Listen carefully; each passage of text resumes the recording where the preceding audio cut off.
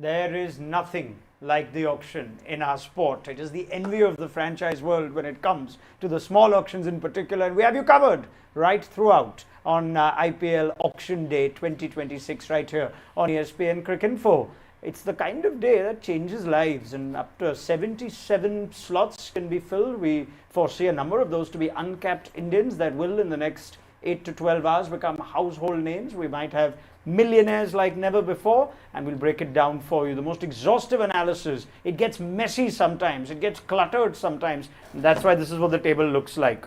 Just look at the table. It's the only way that we can work on auctions. Bring out all the laptops, papers, pens, just a token hammer over there, and franchise paddles, which we'll use in some time. GS has been very close to a real franchise paddle. Welcome back, Sundar Raman, former analyst of the Sunrisers. Thank you. Good to be back. A lot has changed over the last 3 years, though. Yeah, you won 2 SA20s, you nearly won an IPL. Let's say all the good things, my friend. And of course, like you said yesterday, the stakes are considerably more relaxed here with us. Yes. Is it better having Dustin next to you than Dan Vittori? 100%. Heart rate doesn't pump so much there. Dan is I would say, a softer personality than Dustin in the time that I've known Dustin. Dustin's saying nothing right now. Yeah, sorry, I'm looking. You're working. Yes, you work. Yes. Don't entertain my nonsense. Mr. Jha, my dear colleague and friend, is also with us. We're gonna try and navigate the auction itself, which starts in about 30 minutes from now. Let's just recap the key numbers. 77 slots. I've got that right. Up to 77 slots. Correct. And the other sort of major numbers is that the auction list of 350 has now become 369. 19 additions since the first version of the auction list went up. What does that mean? Like, how does it go from 350 to 369 overnight? No, clearly there's some options which teams have thought were not part of the original shortlist, and maybe they're looking at those kind of players to pick. So maybe any notable names in those? Anyone picked up anything? Not a major notable name from an international perspective. From a domestic perspective, there's a player called Mura Singh who's been doing really well in SMAT. He's an all-rounder, and I think a lot of teams saw his development. He's been around for a long time actually, but his development as a player was pretty stark in the last 2 months. So I think few teams have realized again the value of an all-rounder in the IPL, and that's why he's, I think, 351. I'm just looking for him. What name would you say? 351. Manisankar Mura Singh. Yes. All right, interesting. Abhimanyu Ishwaran is the other notable name, at least in that there. was just a few days back. And there's some international additions. Kyle Verreynne has been added. I think Ben Sears, Blessing Muzarabani, who came in right at the end of the season as part of I named him yesterday, and I didn't even know he's not added. So after I named him, he's been added. Maybe somebody saw that and thought, oh, Blessing's not in the the auction list. And there are a few interesting tweaks of country, where Nikhil Chaudhary, who was originally listed as Indian, is now back to being listed as an Australian. Same for Hammond, I think.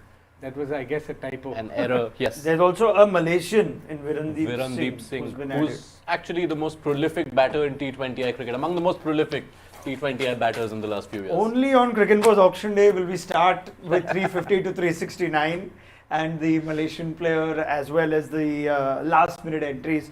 But yeah, in all seriousness, we've got about 25 minutes before the auction kicks off at Abu Dhabi. What are we looking forward to most today? Let's try and break that down. We've done a lot of build-up content. Dustin's almost sick and tired of us building up to the auction. What's the likely story of the day? GS? I think any mini auction, it boils down to 2 or 3 really big paydays for overseas players. I think you go back to any mini auction, you will be talking about the Jai Richardsons of the world, Riley Merediths of the world, and obviously Indian Uncapped players. I personally feel this is a great auction if the scouts have identified certain potential future superstars. This is a great auction to kind of do that. So I feel like this is an auction for Indian uncapped players, and that is what the IPL originally started for. And I think today is a great day to kind of it encapsulates exactly what IPL wanted to why was it started, right, to develop Indian players. So I think when Hardik Pandya and Jasprit Bumrah were picked up way back, hardly people spoke about them. We didn't even know that these guys are there. Today, like almost literally every uncapped player, it's very hard for somebody to not know about an uncapped player. They're there on social media, they're there everywhere. So I think times have changed. and it's a great time for Indian cricket in general. Tell me something, GS. How much does the evaluation of the uncapped players, how much is that going to affect, say, the prices of a Venki Iyer or a Ravi Bishnoi, the capped Indian players? Because I'm just thinking, like, say, for example, there are 2 or 3 teams that want Venki Iyer, say CSK, KKR, etc. I'm sure that they have also done their scouting and they have certain uncapped players who they feel can fill a similar role, right? Now, maybe if they feel that they really value one of those players very highly, then maybe their budget for Venki Iyer reduces. You know, they say, okay, we'll go up to 12 crore, 14 crore, not more than that, because if we don't get him, we'll get this uncapped player. Similarly with Bishnoi, maybe some teams like RR and SRH have also got some uncapped spinners they're looking at, and based on their scouting reports, does it work like that they decide the budget for the capped players depending on what they feel the ceiling is for the uncapped players? So I think the evaluation of the uncapped player is a very tricky one, because first of all, very few uncapped players directly make it to the 11. Yeah. So I think the one biggest learning for me from pre-team and coming back after being with team, experience is gold. It's really gold. So I would even pay that extra sum of money to get an experienced player rather than punt on some youngster and put him straight in the 11. Having said that, there are some teams where the playing 11 is already set, which is very rare, and that is why this auction, if you see most of our teams, we had just one gap. So those are the teams who will actually spend a lot on uncapped, because they're just kind of making sure that they're doing the bench. If I can sort of probe you on the decision last year for Aniket Verma of the same capacity, it seemed like he was targeted for what was almost likely to be his role in the 11. And I know Dan Vittori is very confident of Aniket Verma, because when we were building his squad after the auction last year, we obviously didn't put in an uncapped player in the 11, like you rightly pointed out, for the reasons you mentioned. But you had Dan at that time saying, we've looked at this guy and we're very happy we've got him, and you got him almost at base price. Yeah, I think. So he had a very good trials with us. He was really one of the better performers in that, and also he done well for the MP League. And if you actually see, we had Abhinav Manohar as well. Yes. So it's not that all eggs were on. He was only he would have been the 12th player at the end of the day. That is still fine. But I'm talking like when it comes to Venki Iyer versus some uncapped player. Sure. I think people would still prefer the Venki Iyer there, just to make sure that they are experienced.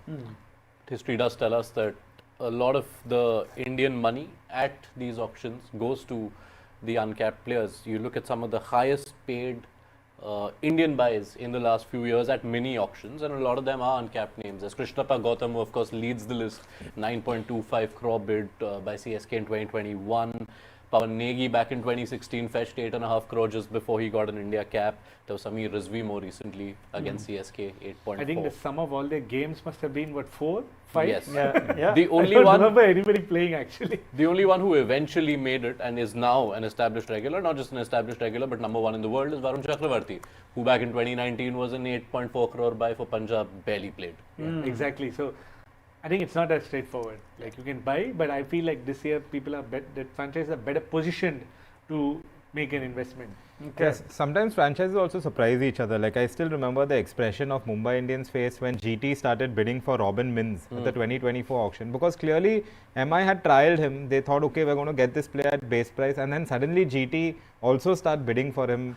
And like you could see MI were like, why are these guys going after the guy we have scouted and identified? So sometimes the franchises also pick up like, okay, this team has trialed this player, he must be good. Let's start bidding for that player. All right. Let's just as we build up to the auction itself, which will take place in about 20 minutes from now. You've been at how many auctions now in your time at the Sunrisers? IPL 3 auctions? 3. And RCB. Yeah, but That's like in a different Lifetime. Lifetime. Yeah. But what's the half an hour before when you enter there? What's the energy like? I can imagine there is this huge. There are power players over there. There are people of big reputation, and they all sort of meet. And I'm sure everyone's trying to keep their cards close to their chest. Can you describe the energy? It's pretty relaxed. I think there's always lunch. So everybody is well stocked up before the event. And there's a lot of food, to be honest. I enjoyed that aspect. You are focused. Why don't I? Let's probe further. What's there for lunch? Yes. My question is, will MI have a... What I'm trying to say is people are very relaxed. No, Okay. there's no last minute discussions. So it's not like you guys chat about certain players. Yeah, what do you They don't suddenly go like, oh, we forgot this guy is on, on the sheet. It never, at least in my experience, never happens like that. I think very relaxed. You go in with a plan and then you take it. I think I have to give that. Obviously, it also boils down to how your management and coach is. I think Dan is extremely chilled, and he doesn't really. I've never seen him get tense. So. There was once a time where the coach changed over the course of the auction, if you remember. Like by the end of the auction, one of the coaching staff had changed, right? Anyway, this is coaching staff. Finished. I don't Give know us the answer. auctioneer or the coaching staff. I mean, okay, wait. I mean, am While I you getting check this? that, Yeah. I think I saw quite an interesting bite yesterday in terms of keeping the cards close to the chest, and it came from the transfer deal that happened between Cricket 4 and Sunrisers, where Varun Aaron, who's now there in place of Sundar Raman, he was asked, I think, by one of our guys at GeoStar, and he almost started answering as the analyst, and then he realized, oh, okay, no, you know what, I'm not going to say much. I need to keep my cards close to my chest. Brilliant. All right, let's just give you some key information ahead of the auction. I've mentioned 77 slots up to grabs, including 31 overseas. We've got 40 players capped at the highest base price of 2 crore and 369 names in this. We'll have the first 70 that will go through in chronological order in the sets that have been released. And of course, ESPN Cricket Force live blog will have you covered. You could also catch a really nice interview of Izaz Savaria. Have I got the name right? That is right. Perfect. Izaz Savaria's leg breaks, which have been watched millions of times now. And Cricket Info managed to catch up with him yesterday. So do take take some time and have a look at that at your time. Other than that, I think the important rule worth mentioning, because all the focus is on Cameron Green as a potential millionaire, billionaire, whatever he may turn out to be. The 18 crore cap. And just explain that once, GS, so the viewers are clear, and whether that would affect how teams bid at all in that regard. I don't think it will affect, because the money is anyway going from the purse. So basically, to ensure that overseas players strategically don't come in to the mini auctions, BCCI or the IPL governing council had put a rule that they'll be getting either lower of the highest retained player or the highest overseas player bought in the auction. So obviously that was 18 crores from last year, the retained fee, and that is why Cameron Green will get only 18 crores, even if he gets bid for 27 or 30. Although the purse will obviously get deducted, and the remaining money will go to BCCI for players' welfare, whatever that means. Okay, right. By the way, the coach I was referring to was Simon Catich, who resigned from his job as assistant coach of SRH in 2022 shortly after the auction. And speculation was that it had something to do with SRH's auction strategy. The official reason was he didn't want to be part of the bubble. But this was before GS's time. I was very much This was Yeah, that 22 you were here, yes. But yeah, I wasn't hallucinating. I remember covering this story for Cricket Info, and literally days after the auction, the assistant coach is like, I'm quitting. He had just joined that season, so it was pretty bizarre. Very good, Dustin. Okay, just a few more things that we want to cover before the auction gets kicking and cracking. Set 1 is very interesting, and we should have some headlines from set 1 and 2, which is where the auction will kick off. So you've got Cameron Green, as a result of a stuff up by his manager, listed as a batter in set 1. We're going to get predictions from everyone here on what he'll go for and where he's likely going to go one last time before the auction takes place. Watch out for David Miller, who might generate some interest, and we'll see what the franchises now think of the likes of Fraser McGurk, Sarfaraz, Conway and Prithvi Shaw. Let's finally, on the day of reckoning, start predicting and see who gets set 1 and 2 right? Let's actually have some fun with this. How much for Green and where will he end up? So I'll go one by one over here. Let's start with Cam Green. Where do you think he's ending up, JS? KKR. Okay, KKR for? 24.5. Didn't we do that preview yesterday where you said like less than 20, or did I say less than 20? You said less than 20. Okay, he said. You better stick with that now, Rana. Yeah, I have to. Dustin? I am saying Cameron Green to KKR for 30.5. I made the same prediction yesterday. I will stick with it Yes. today. We've made so many predictions, I'm not going to bother remembering what I said earlier. Right now, I think KKR, but maybe just under 20, 19.5. Okay. How about I go CSK just for variety? Yeah. Yeah, I'm just going to go. Even though I said in the bold prediction when you asked me yesterday that he'll go to neither of them. That's my bold prediction, by the way. But that's just, for content. For reality, I think CSK, and I think he will go for 20. So KKR will pull out at 19.5. Okay. That's not happening. Yeah. All right. The other one is David Miller in the first set. David Miller, predictions? Back to Gujarat Titans. Okay. GT4, 7. 7. GS, what do you think? CSK for 5. CSK for 5. You went a bit with that, yeah. I'm going to say, okay, just for variety, I'll say RCB for 5.75. 5.75. All right. RCB 5.75. Yeah, I think he'll go to GT as well, Miller. Or GT or CSK is my bet. That's a smart way of Yeah. Because they're both the same team, pretty much, right? Like on so many fronts. But yeah, because I've said green to GT. You know what? I'm going to stop doing this. I realize this is really hard to predict. But yeah, I think Miller will get a decent bid. I think he'll go for 10. So let's see how that goes. Now, I also invite your questions and comments through the day for whatever you want to put to the panel. GS is, of course, with us, has been on an auction table often enough. But yeah, that is set 1 that's coming up. And set 2 is also going to make things very interesting because that's when we'll see Venki Iyer, who was perhaps the story of last year's big auction in many fronts. It was the most spectacular bid. While Shreyas Iyer at that bid had surprised many of us and Rishabh Pant ended up as the highest bid, I think this quite clearly over the last 12 months has become the biggest storyline at an auction. I think it was maybe the most surprising amount ever at an Yeah. IPL auction. None of us were even discussing his name that much in the build-up, and him going for 23 was one of the great all-time IPL auction shocks. Yeah, I think 14, 15 is what I think all of us expected, and then it just went on and on and on and on, and it was crazy. And the interesting thing about GS left for some snacks during that bid. Interesting thing about set 2 is the order. I think from just the look of it, I think three players may not really get a big bidding war. I think Atkinson, Huda and Vian Mulder, I think they would be sold, if at all they're sold at a pretty lower rate. And Hasaranga, Venkatesh Iyer, Livingston and Rachin also I don't think is going to get a bidding war. But Lam, Vanindu and Venkatesh, I think that's the tricky one. The order matters a lot. Yeah.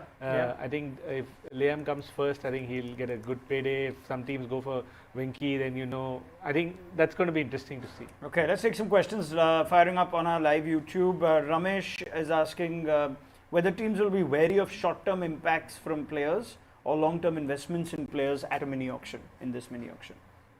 I think short term is way better to go. I think it's too long to plan for a long term. I think you have to take it each season at a time. So many things change, so many personal change. So players don't turn up the next year or so. So I think you have to look at it every year, build for the next year, just see what happens.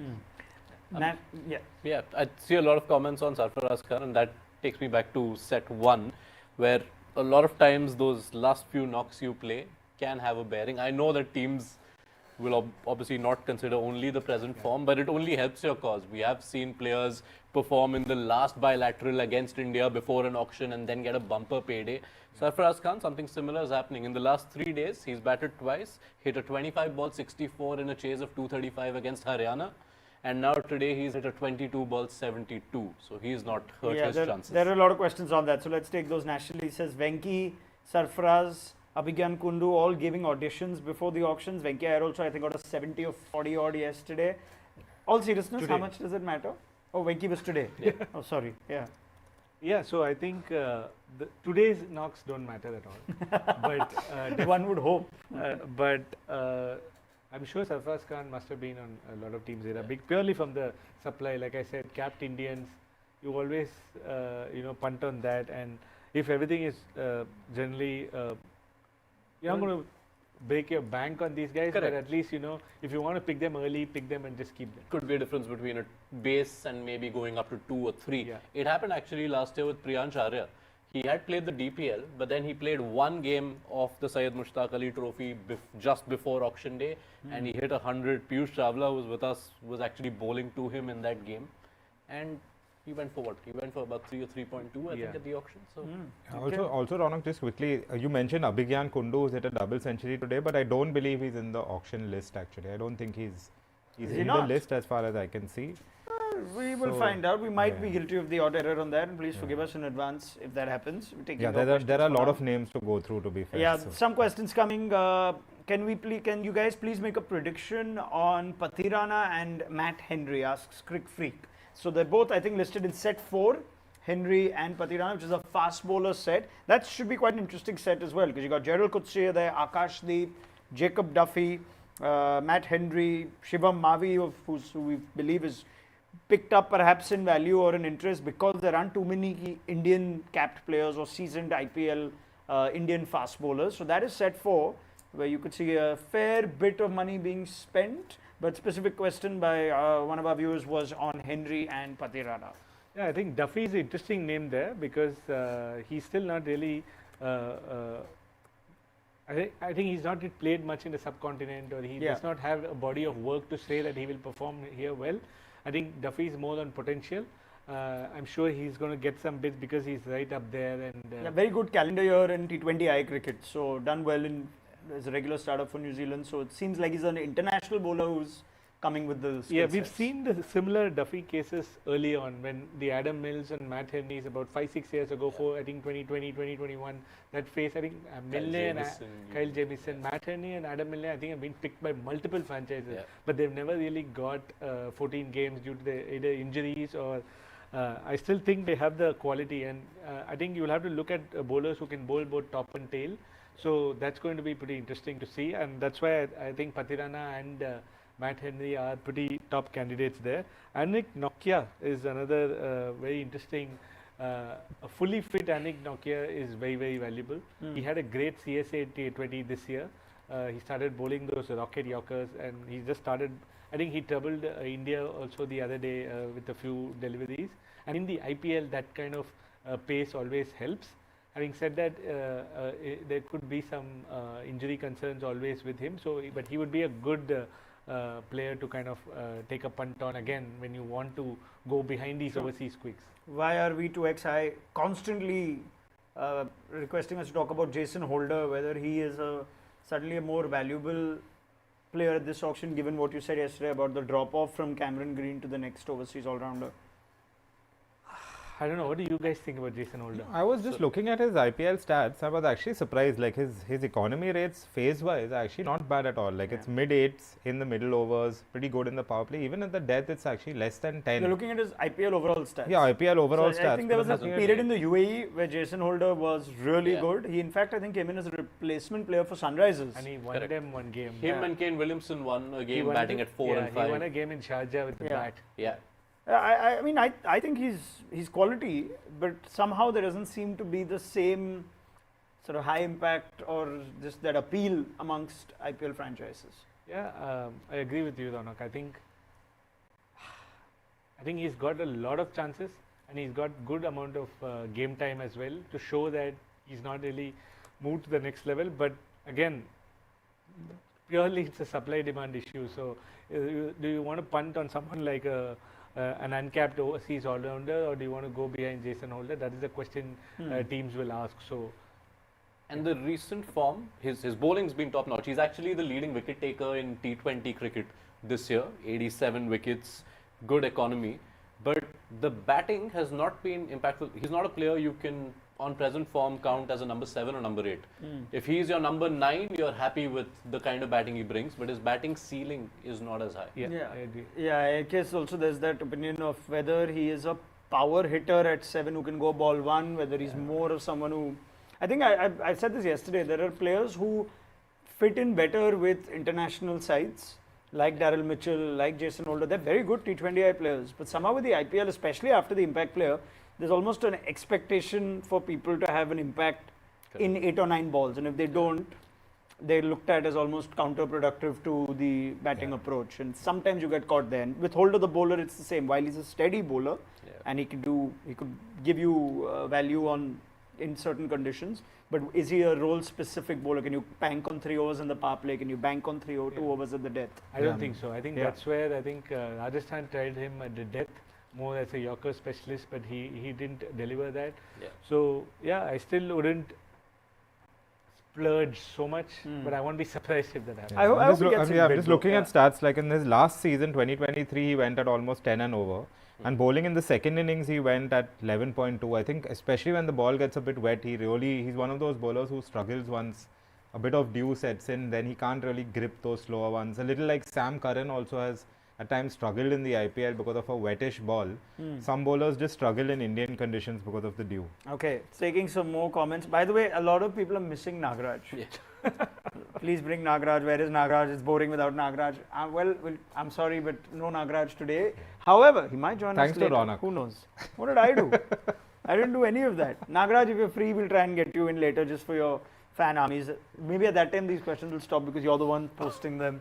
There's also this from GSV Believe saying, Dustin, I'm your big fan. Can you please name me? My name is Gaurav. Gaurav. Okay, we've been asked to predict CSK's first buy today by Abdul Hamid. Who will be CSK's first buy? Good question, and franchise that always has a huge fan following. So you got Conway, Fraser McGurk, Green, Sarfaraz, Miller, Prithvi, set 1.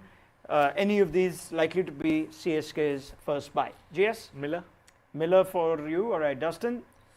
I am actually going to guess that they get someone from set 2. I'll say Liam Livingston is their That's first not the buy. question. Yeah, but you said they're not going to get anybody from this set. Yeah. So that'll then be you're the going first Liam buy, Livingston set 2. We'll just bring up set 2 also, just to remind you. If CSK stay quiet, I mean, they are the second highest purse. So No, I think they'll bid for players in set 1, but they won't get them, and then set 2. Okay, so yeah, Liam Livingston, Venki Iyer, perhaps. I'm going to go Venki Iyer as CSK's first signing today. From set 1, I think Deepak if Hooda, they get someone, it'll be Sarfaraz. No, not Deepak Hooda. From set 1, maybe Sarfaraz Khan. Okay, It so won't there you surprise go. me if they get no one from set 1. Yeah, I was thinking Sarfaraz maybe, but I just feel that they'll wait for set 2. Dr. Dex says CSK, if they're smart, would actually value Matthew Short over Liam Livingston. I was making that point yesterday that I think Matthew Short is kind of going under the radar at this auction, like a little bit. He comes in later, all-rounder 2. GS? Yes. About Matthew Short? Short and Livingston, but you said Livingston's still going to have this huge I think demand. ceiling, and Short's natural opener. He's adjusted himself to play as a middle order bat for Australia just to fit in the scheme of things. Correct. I worked with him at the San Francisco Unicorns. He's a top-notch power play batter, so he needs to kind of open. Okay, I think there's a bot at work here because there's a Jack Sparrow. It says, Ronak, I'm a big fan. Please name Jack. Jack. It's exactly the same format. What is going on? Are we being attacked by by something People who else? love their names. All right. What about uncapped players that we should really talk up? Now, Shashank Kishore's written an excellent piece on his top 5. I think leading that list is Aqib Dar or Aqib Nabi, but listed officially as Aqib Dar. He's in set 7, so will be up. And there are quite a few names over there that could be of interest. But let's throw in Prashant Veer is someone who's on Shashank's list as well as a potential Jadeja-esque type player. But top uncapped picks, predictions of the day in terms of who might really have a bidding war? Yeah, so going through that list, and I think the two sets which are very exciting. One is the uncapped wicketkeeper set.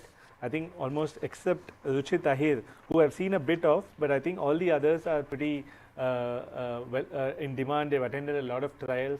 Mukul Chowdhury is from Rajasthan. Even today he had a good day. He's hit the most number of sixes in the under-23 tournament, and he actually replaced Karthik Sharma in the Rajasthan squad in the SMAT because Karthik got injured. So both of them are Rajasthan keeper bats, and again keeper bats, Ronak, we know how important it is if you can crack that position, and both of them have very high ceiling. Tejasvi Dahiya from Delhi is also similar. So I think all of them are likely to get good bids. The fast bowling set is very interesting. I'm pretty big on Sushant Mishra from Jharkhand. I think he's going to get a lot of bids. Ashok Sharma and Naman Tiwari. These are the three names I have kind of earmarked for this particular role. And obviously, you've spoken about Akib Dar. One name I want to talk about in the uncapped spinners list is Yashraj Punja. So he's from Karnataka. He's born and brought up in the UAE. And he was the leading wicket taker in the Maharaja Premier League. He has not played for Karnataka yet. Originally, I thought he was not eligible because he's under 19, and if you have not played any state game, you are not basically eligible to come in the auction. That was one of the reasons why Kartik Sharma couldn't play last year, because he was a lot of teams had already seen his talent. This is the player you said that you wanted as a replacement. No, sorry, that's somebody else. No, that's not Kartik. Okay, sorry, yeah. So Kartik Sharma was basically looked at as a potential wicketkeeper batter at that point, but he was not part of the auction. But I thought about the same about Yashraj, but looks like his very interesting thing. I have not checked the rules yet, but his birth date is somewhere between today and the IPL. So he turns 20 in Jan. So apparently he's allowed. So I think he's going to be, he's quickish, he's tall, he's a quickish leggy. I think he was part of RR last year. So I expect a pretty decent bidding war for him. I might be wrong, but I just think that he has all the qualities of a good leg spinner.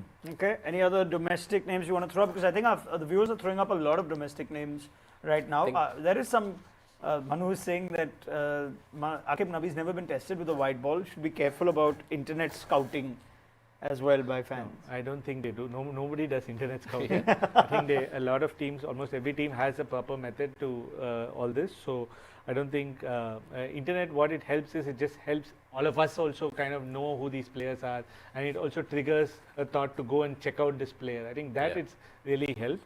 And there's a bunch of uncapped players which I think in the accelerated set, I was just focusing on the top 70. So I think we can discuss more when it comes to the accelerated set. I think he's taken most of the names. One among the batter wicketkeepers is Aman Rao, who's gained some prominence. He hit 24 in the first over of Shardul Thakur when they were playing Mumbai. He's been playing for Hyderabad, had some high impact. He's in the accelerated set. Okay, there you go. What else are we getting? Salil Arora. Lots of questions on Salil Arora. This seems to be... He's an uncapped Punjab wicketkeeper. He's had a great SMAD. He's been around for quite some time. He might. He will get some bits. I think Akshat Raghuvanshi, did you mention as well? He's one of those players who has the 360 shots and everything. Him and Kartik Sharma really being talked up. Kartik Sharma is a player who has a helicopter shot, lot of different scoring zones. So these are some of the big name, some of the batters who are being talked up among the uncapped. I think at the end of the accelerated set, Ronak, we'll have an idea if 3 or 4 teams have a really high purse, you know exactly that they have some specific Indian players to target, and they'll keep some money for that. So I think we'll be in much better position to see if somebody is really going to break the bank. But if somebody is in the top 70, I think they have a better chance at success.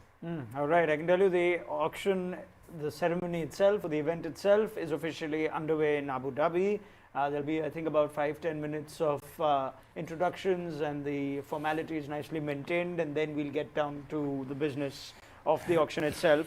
And we're very eager to see what the teams in the 3 brackets of purses will almost do. What will KKR and CSK do? Are they we expect them to go aggressively early on for the Cameron Greens and Venki Iyers of the auction, but what will the rest of those teams do with the 25 or so bracket? Like we got Sunrisers, Delhi, and I think Lucknow, right? Lucknow, 3 teams with a 20 plus balance purse, whether they start cracking early or just hold things until we go a little deeper into the auction. So we'll just get you live updates as soon as things unfold. But just carrying on, taking some more questions, comments from you lot. I think before we actually get underway over here, I genuinely want to ask you, when it comes to uncapped players, since we were having that discussion, what parameters franchises usually apply? You'll get a lot of data, you'll perhaps see more than you've seen before, and you now have scouts that are engaged who I'm sure can't watch every game, but will watch enough domestic games or leagues. What is the filter, if you can define that for us? I think there's no one single rule. I think each franchise operates very differently. Some people invest a lot of money, lot of spend on scouting systems. Some teams don't spend extensively. So there are a lot of method to identify this. I don't think data is the way to go, because you don't have enough sample, you don't have enough good data for the uncapped players. What you can do is constantly watch all these leagues, see the quality of the leagues, see the quality of bowling in those leagues, see if they will be able to kind of up their level in the IPL, and also obviously call them for trials. And I think you need to have multiple trials ideally. One trial is sometimes very hard to gauge. I think, I personally believe you need to have like at least 4-5 trials to kind of make sure that somebody is actually performing at his highest. You know, he could come to one trial maybe not really in good shape, or he could get hit that particular day. So I think that's important. But I think that's how most people do it. So this watch the leagues, they call them for trials, and you have these scouts who kind of understand certain aspects. You have something? No, it's just so strange to watch the auction and see like half of our panel from last year at the auction now. Varun Aaron is at SRH, Tom Moody is Varun at the table? Yeah. Did you see yeah, him he's there. For some reason, SRH are wearing pink this year. I was wondering why he's wearing pink, but SRH are wearing pink shirts. Oh, okay. I think I saw Tom Moody there, but not Justin Langer. Is it? I could be wrong, but I'll Tom just Moody get is a sitting glimpse. next to Mr. Goenka. I don't know where Mr. Langer is. Yep. All right. We'll just find out. Deep analysis of the auction. Yeah. What is the mixture that is being served what this on time? radio commentary used to call Aakho Dekha Hal, literally. Yeah. I saw Khairan Pollard. They're all there in the ILT20, so I think it was fairly easy. A lot of teams are actually playing the ILT20 right there. So Kolkata, and you have Tom Moody's Desert Vipers as well. So I think Pollard's there. I think that's a fair shade of orange, Dustin, and not pink. But that's okay. You're getting on a bit, Dustin.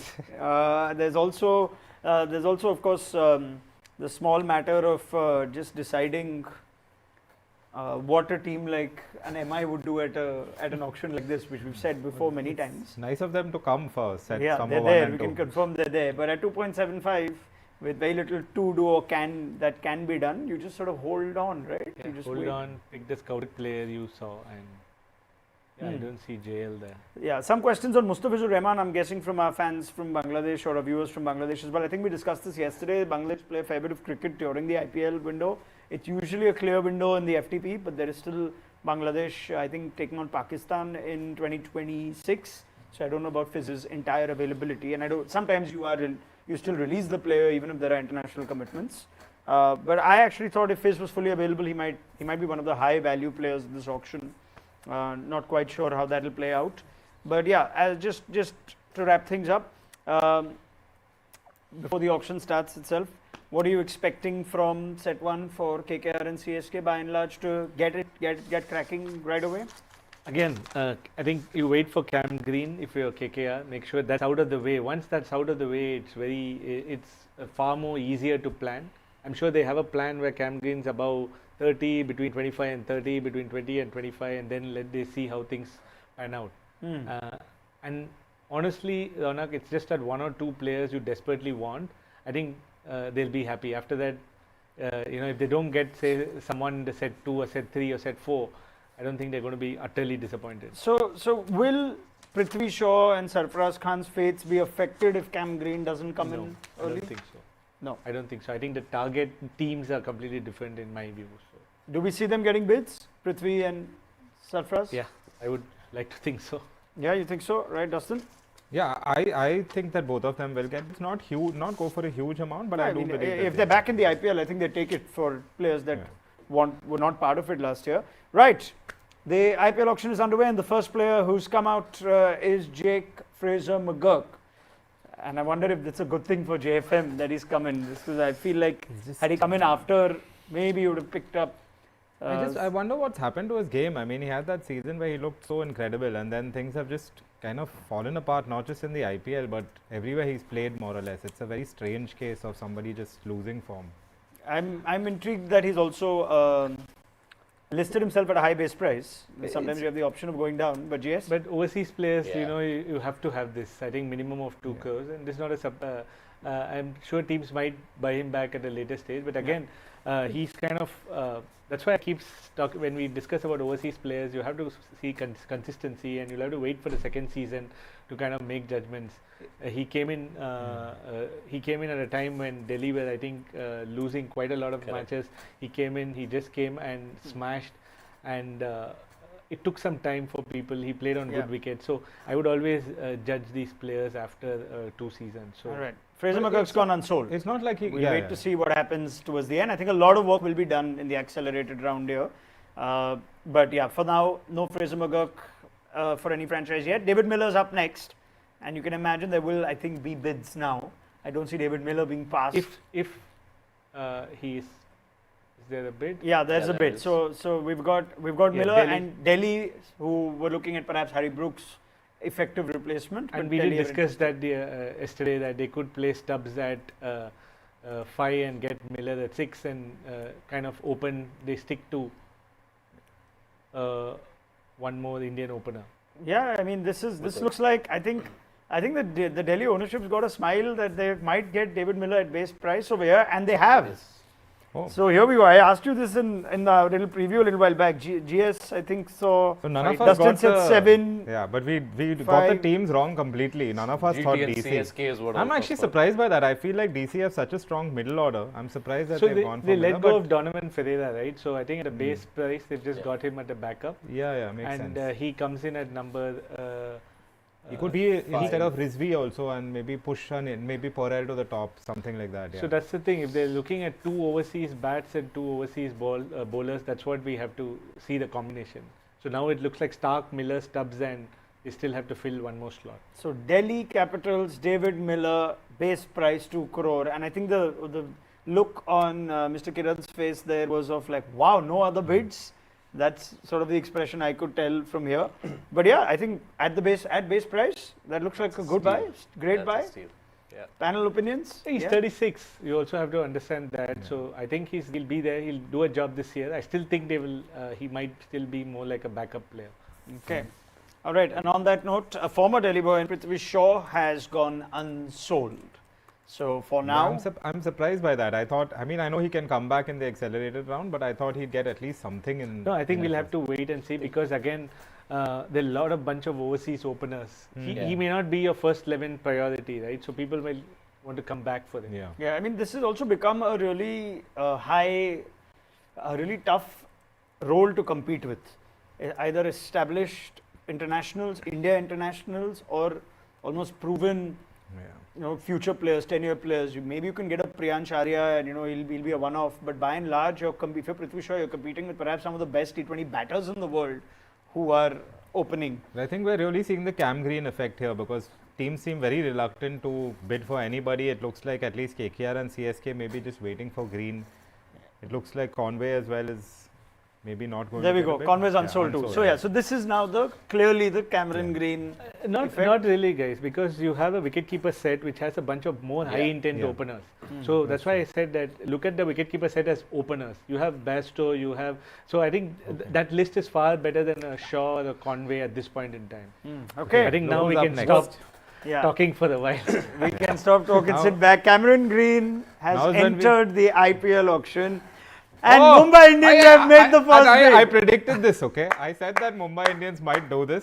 Well done. Said it. They Just Well as a done. joke, just Yeah. as like a little bit of banter, I actually thought that Mumbai Indians might do this. I've been saying in the office that MI might just, for the heck of it, just bid for Green.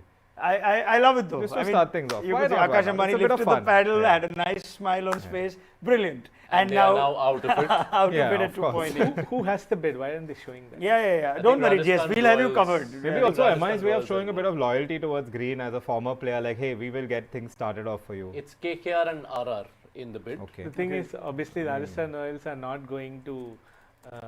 They'll kind of go till they feel that Yeah, they they'll can. go to like. They Yeah, do but 12 even or even whatever this it is interesting. You obviously don't ever make a. I mean, I don't know if there's ever been a bid made, knowing full well you're not. It's going to be an unsuccessful one. There's always the risk that the others might pull out. Yeah. But I'll be interesting to see for Rajasthan, who have 16.05 crore as their balance purse, whether you're happy to go even up to. That's what Yeah, I we mean, but if discussed, you- right? They went Yeah. with Harry Brook. They went with the last. If you but get one a bid, but they correct. need one more player to make a squad, so they can maximum go up to whatever 15. 15.8, Yeah. depending on who, 15.7, depending on whom they Yeah. are looking at. Yeah. But they did this even in the SA20 auction, like when they wanted to go for Brevis. Everybody knew that they couldn't match the purse, but they took it up to like 8 or 9, to make sure that. I think- yeah. they want to give themselves a chance. I mean, Who if knows? if they get Green for 15 crores, like why not? I mean, that would be great for them, right? So why not just bid till 15? Just take a chance. So I guess I mean, we're essentially Rajasthan Royals are the opening act of the show over here. They're just getting the crowd warmed up. They'll be like, look, if KKR have a budget of 14, 15, who knows? We might as well show our hand. Yeah, but I mean, obviously you've taken a call to get into early stage bidding, which otherwise I'm sure logically you'd look at KKR and you'd look at CSK and see if the two of them get in now. And CSK will now just wait to see. Now, will they be entering at the point that KKR got? We're just assuming this is going to go till 14, don't 15. rule out like teams like LSG, SRH. Everybody might come in late because they know that they don't want to show their hand because the other team knows what's going to happen. So I think RR are just CSK's placeholder here. Yeah. And I guess in no time, while we're just having this chat, we can all just pick up our mugs and have a nice sip here because Green's going from 2 to 9.6 and this is going to go way more than that too. Yeah. Remember, Cameron Green, no matter what, can't get more than 18 crore. We're still away from there. Right now, it's at 10 crore, by the way. I had lowballed, I think, Cameron Green yesterday. Both of you today as well today have as lowballed well. him. I had him at I'm the only one who 19.5 went to KKR. You have him at 20 to CSK. I said 30.5. I mean, we're still way away from that, but that was my... Because I did say that he won't go to KKR or CSK. So if Rajasthan get him now, that'll be like... Dustin, you better replug that properly. Right. What do you guys feel watching this right now? And let me just see what reactions are from the unsold players that have gone. Just bidding because Rajasthan. And since GS has brought up that wicket keeper set, so I'm just going to name some of the batters who are there, which is why you may not see a lot of interest for the openers in this batting set. You have in the first wicket keeper set, Finn Allen, Johnny Bairstow, Quinton de Kock, Ben Duckett, Ramanullah Gurbaz, Jamie Smith. So all of whom bat in the top order. Jamie Smith has been batting in the top 3 in the T20 cricket he's played. So, and most of them are more high intent than the batters we saw in this. Absolutely. And I think Miller, just coming back to Miller's discussion, we did discuss yesterday that we have to see what kind of plan Delhi are going with, whether they're going with 3 overseas and 1 overseas bowler, or they're going with 2 overseas batters and 2 overseas bowlers. So clearly now the intent is get to a high intent opener and then splurge everything else on Indian bowlers as backup. So I don't think in their head they would have obviously budgeted Miller at 6 or 7. So if they got him for 2, now they'll use all that money to go get your Ashok Sharmas and Aqib Nabis of the world, and that way they have a complete Indian bowling attack. They get one of Bairstow and 1 backup or whatever. They're still looking for the top order. 2 players. Then you see how it kind of feels. One thing on the strategy of like say letting go of a Prithvi Shaw at this point, like the point I would also think is that okay fine, even if say Prithvi is on your backups list, would not make sense to bid for him now because you might get him at base price. Whereas if you get him in accelerated, you might get 2-3 bids for him and have to pay more. Fair. I can also argue the other way that if they start bidding now, somebody else starts bidding, you're not even going to get him. That's in the accelerated round. So you don't want to start the bidding. You want to see how teams. Okay. Yeah. So 13.6 is Rajasthan's cutoff. Yes, so that's where they've pulled out. So they're willing to go up to 13.6 out of 16, which is about 80%. So that's quite a lot. So that's how they're willing to go. Which may be an indication that they could go up to this amount for a Livingston or some other all-rounder. For Bishnoi, who knows? Yeah, and I guess that the logic that you point out, Dustin, I think that... Who's the new CSK have entered? Yeah, there we go. CSK are in. So, just by pure strategy perspective, unless CSK kills KKR's purse, they can't challenge KKR and others. So, even if CSK don't have them in their plan, I'm sure they have a money. Like, what's the difference? I think it's 64 and 43, right? 20, right? So 21 crore. So, if they can go, that's just the math. You kind of go up to 25 and then CSK start to be in a better position to This is why I predicted 30.5 because I think CSK, they can take that risk of just pushing it. You know, like they know KKR will go up to that amount. So, this is about KKR's coming in, committing that we came with this big purse because we were going to get him no matter what. And at what point does no matter what become? I don't think a second guess. Like, I was surprised they went up to 24 for Stark, right? And it doesn't matter that price. Don't look at it as whether Green is worth that price. It is just that I have the money, I need Green, I'm taking. Correct. So I'm okay with that. GS was saying like 60% of the purse is not a crazy amount to spend on one player. So 60% of the purse here would be 35 crores. That's fine. Where I am coming from is that KKR still have a lot more holes to fill. But so can you fill those holes? Yeah, definitely. With the balance that you have remaining. Very easy. Because in CSK's case, the holes are not as many. But if they go for the 28 and get him, that leaves them with just 15 crore for the rest of the purse. That's the So sort of example. what was Yash's guess for Green, by the way? 19.5 Okay, KKR. so you're still in the game. I mean, that was the latest guess. There might have been other ones that our social team will. Yeah, right. So CSK v KKR is on and running. The two big purses, one of them is going to be significantly now cut short. Yeah, sorry, Jess, you were saying something a little while back. Yeah, so you just don't worry about the price point. This is what I was trying to say is KKR need not fill 25 slots.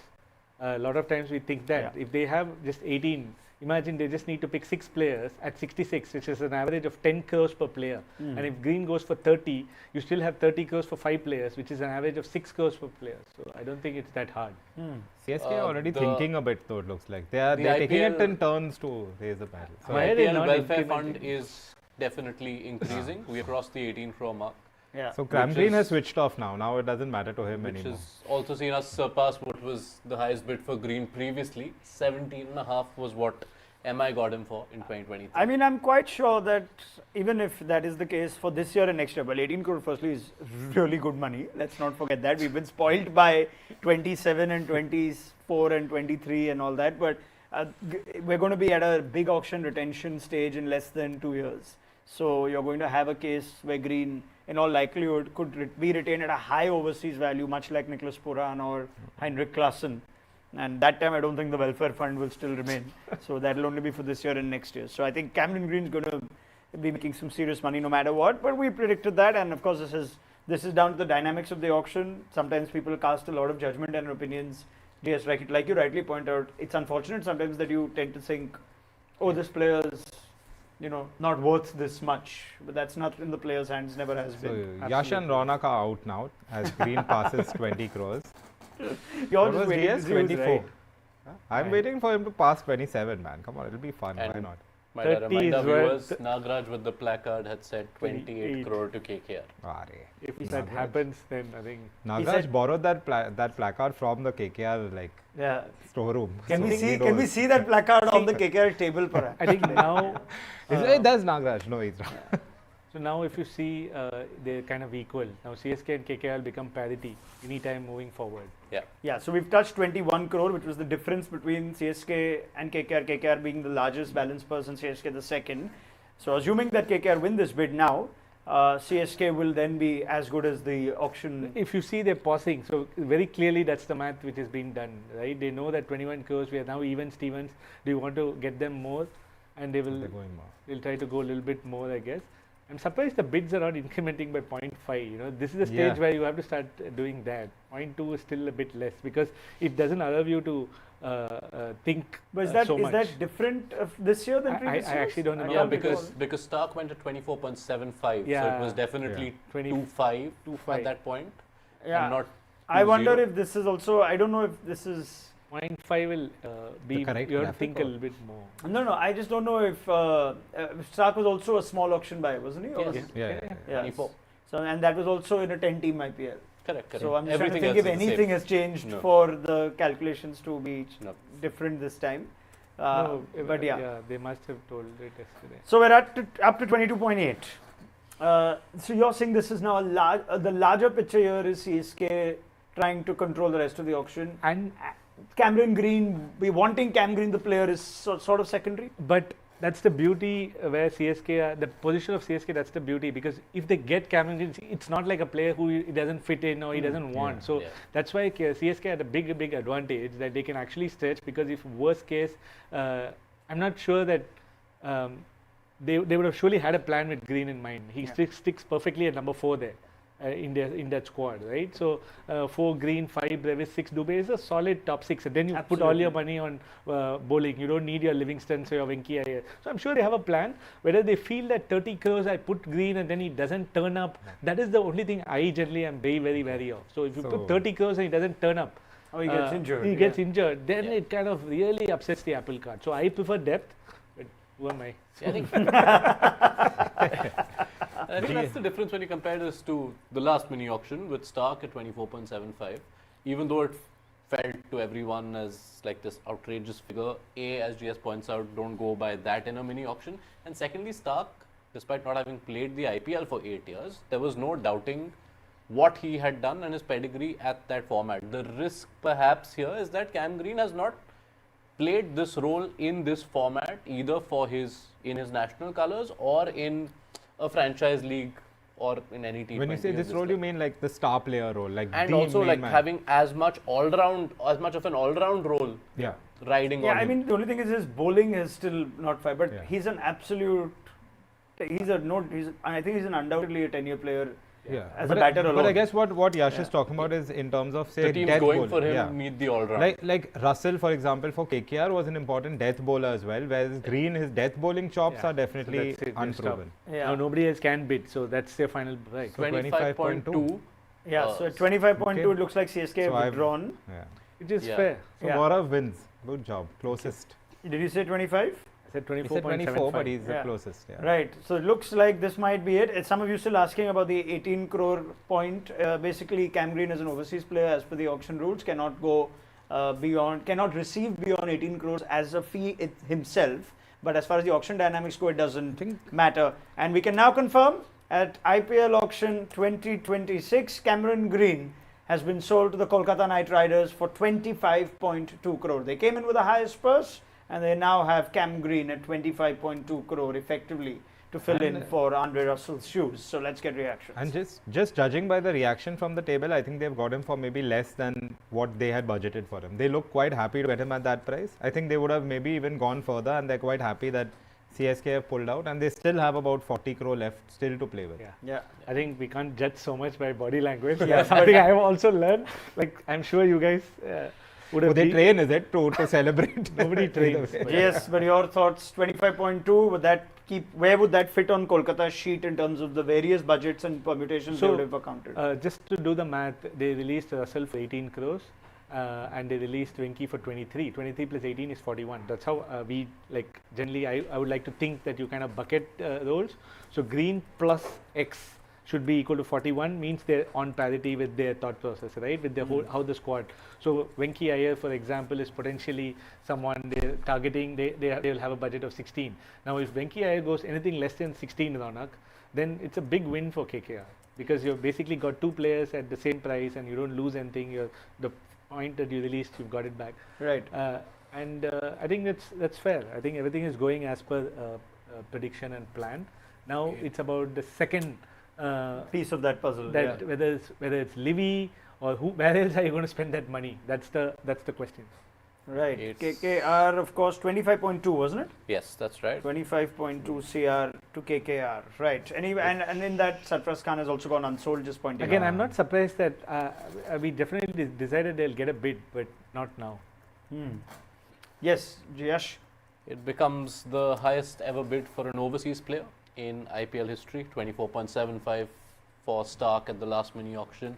It is only the third highest bid now in all IPL auction history, because Pant at 27, Shreyas at 26. And the top ahead. three are Aussies, Green, Stark, Cummins, or is there anybody? Overseas, yes. That's right. Oh, you have Class in the middle, I think. We're talking In about terms of an auction, auction buys. bids, Yeah. it would be Yeah. Cummins at 3. Perfect. It also fell short on the duration we expected, because it has been pointed out by all our staff that it only lasted 12 and a half minutes, the bidding war. For Mitchell Stark, it was 17 minutes. Who's Wow. keeping track of all this? We have everyone. Okay, well done. So George had 25.2 crore. 17 Please give me stats. your thoughts as well. If you're watching us on our YouTube live, I'm monitoring your comments at that time. Everyone except Green being unsold in set 1. Well, David Miller did get a base price bid for Delhi, just pointing that out. But yeah, lots of players that for now the franchises seem to want to just keep their paddles down for. Maybe we'll see them get picked later.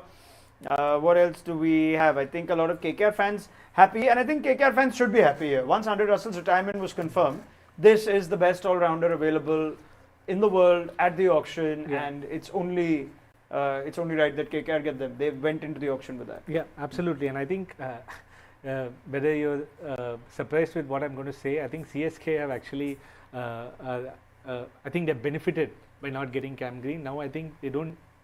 We have to see who the second bidder for a player like Livingston is. if somebody is raising the bar for Livingston, if Livingston comes cheap, CSK can build and they can start dominating the auction. They can kind of build, get a number 4, they can get a number 7, they can get a spinner, they can get a fast bowler. I think I would still want to be kind of looking as building a squad always, right? You don't want to put all your eggs on one basket. Not that KKR can't do it. KKR can do it because they have the luxury of the purse. But I think it's played out exactly like I think almost 95% of the people predicted. Yeah, and as CSK go, they've done this. They've achieved something that they wanted over here. Could they have stretched more and pushed KKR's purse closer to 30? They can, but I'm sure, like I told you, right? 21 was their figure. They've got 4 more, and that still gives them a 4 crore.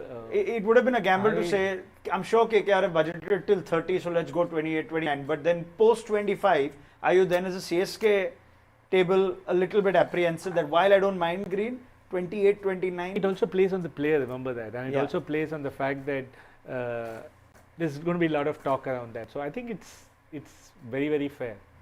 I honestly feel like KKR have got him for a very good price. It's less than what I expected. I think with them still having 40 crore left in the purse, they'll be very happy with this. I think CSK should have pushed them a little further, to be honest.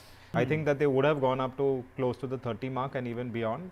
And CSK now, I mean, the thing is that I know you're saying now CSK can build in other positions, but you know, like now KKR is anyway, either way KKR were going to be out of the bid for, say, guys like Venki Iyer or Livingston once they get someone like Green. So now CSK anyway wouldn't have really had that competition for those players. Not really. Like I told you they earlier, they still have that Venki, 16 crores buffer for somebody.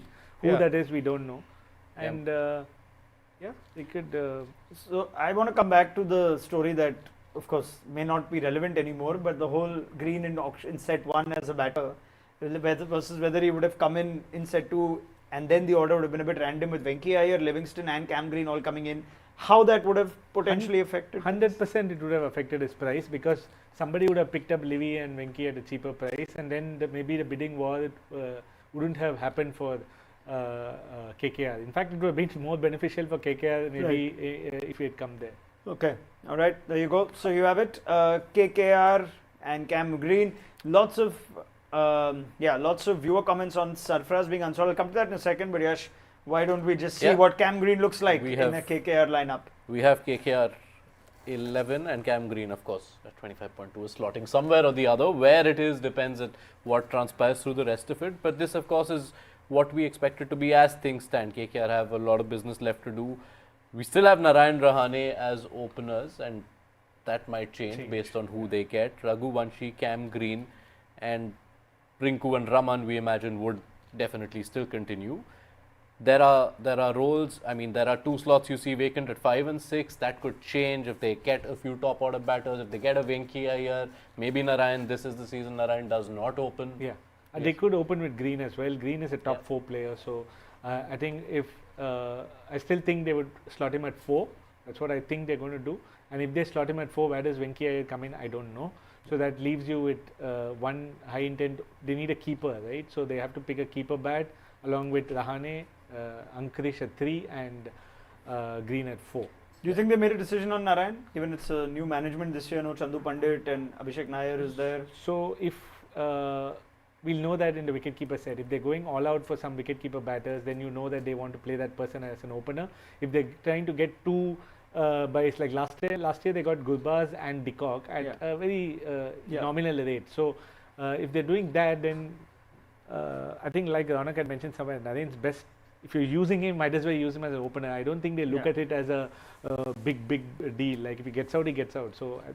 But the only thing is, if that means having 4 or 5 batters who are better suited at batting in the top 4, which is what happened last year, we'll perhaps be in a better place to comment on this based on their other signings. Okay, now Jags is asking whether CSK missed a trick because KKR could possibly get both Green and Liam Livingston now.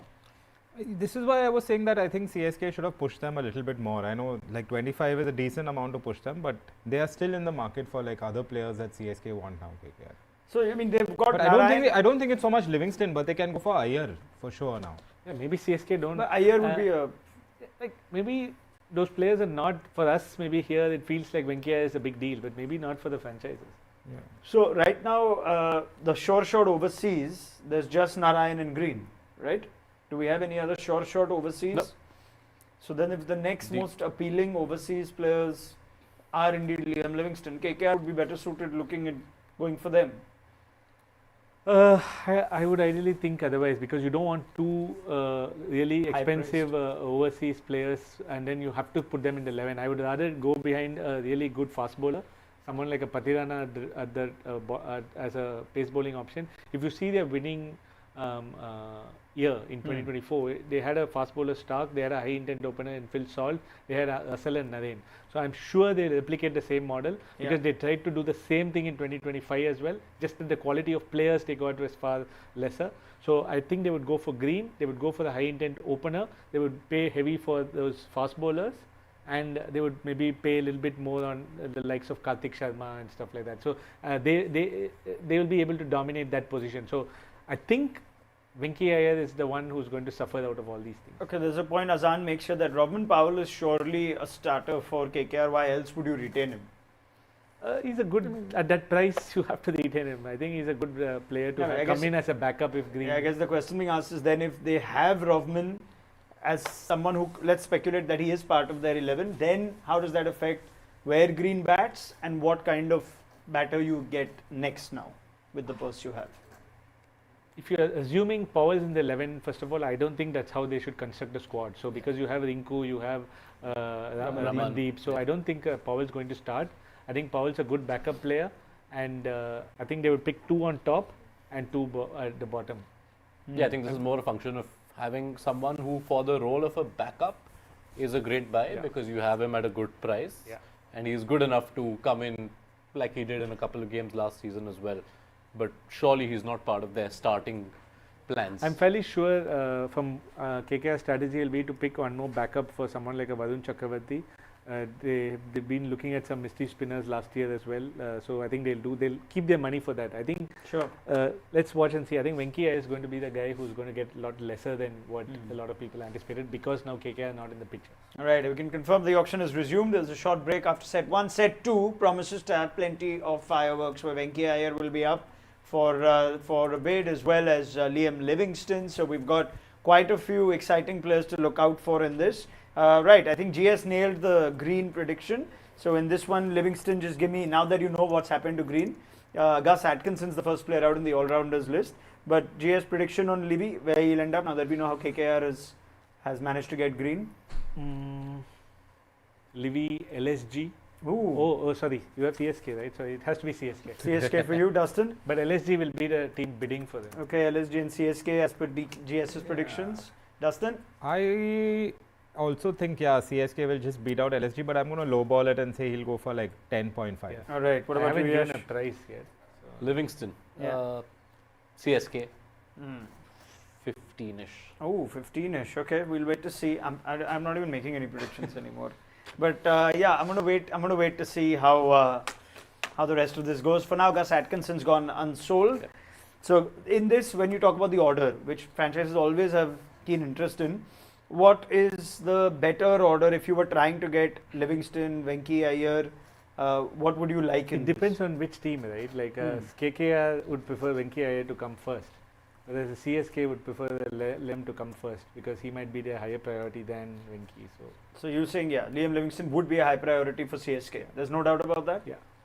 And you want the higher priority player to come first. So that you get that out of the way. People are still thinking we have someone else to go for. Okay.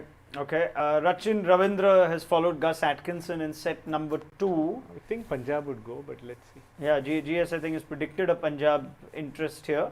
But it does also look like a lot of these players that might seem appealing on paper, the teams with the lower half, the 11, 12 crore balance purses, they are not having any activity right now. So I think the reason is Punjab might be waiting for Jamie Smith, and they feel that Jamie Smith might go for 8, 9, 10, 11, so whatever. So that might be the only intent.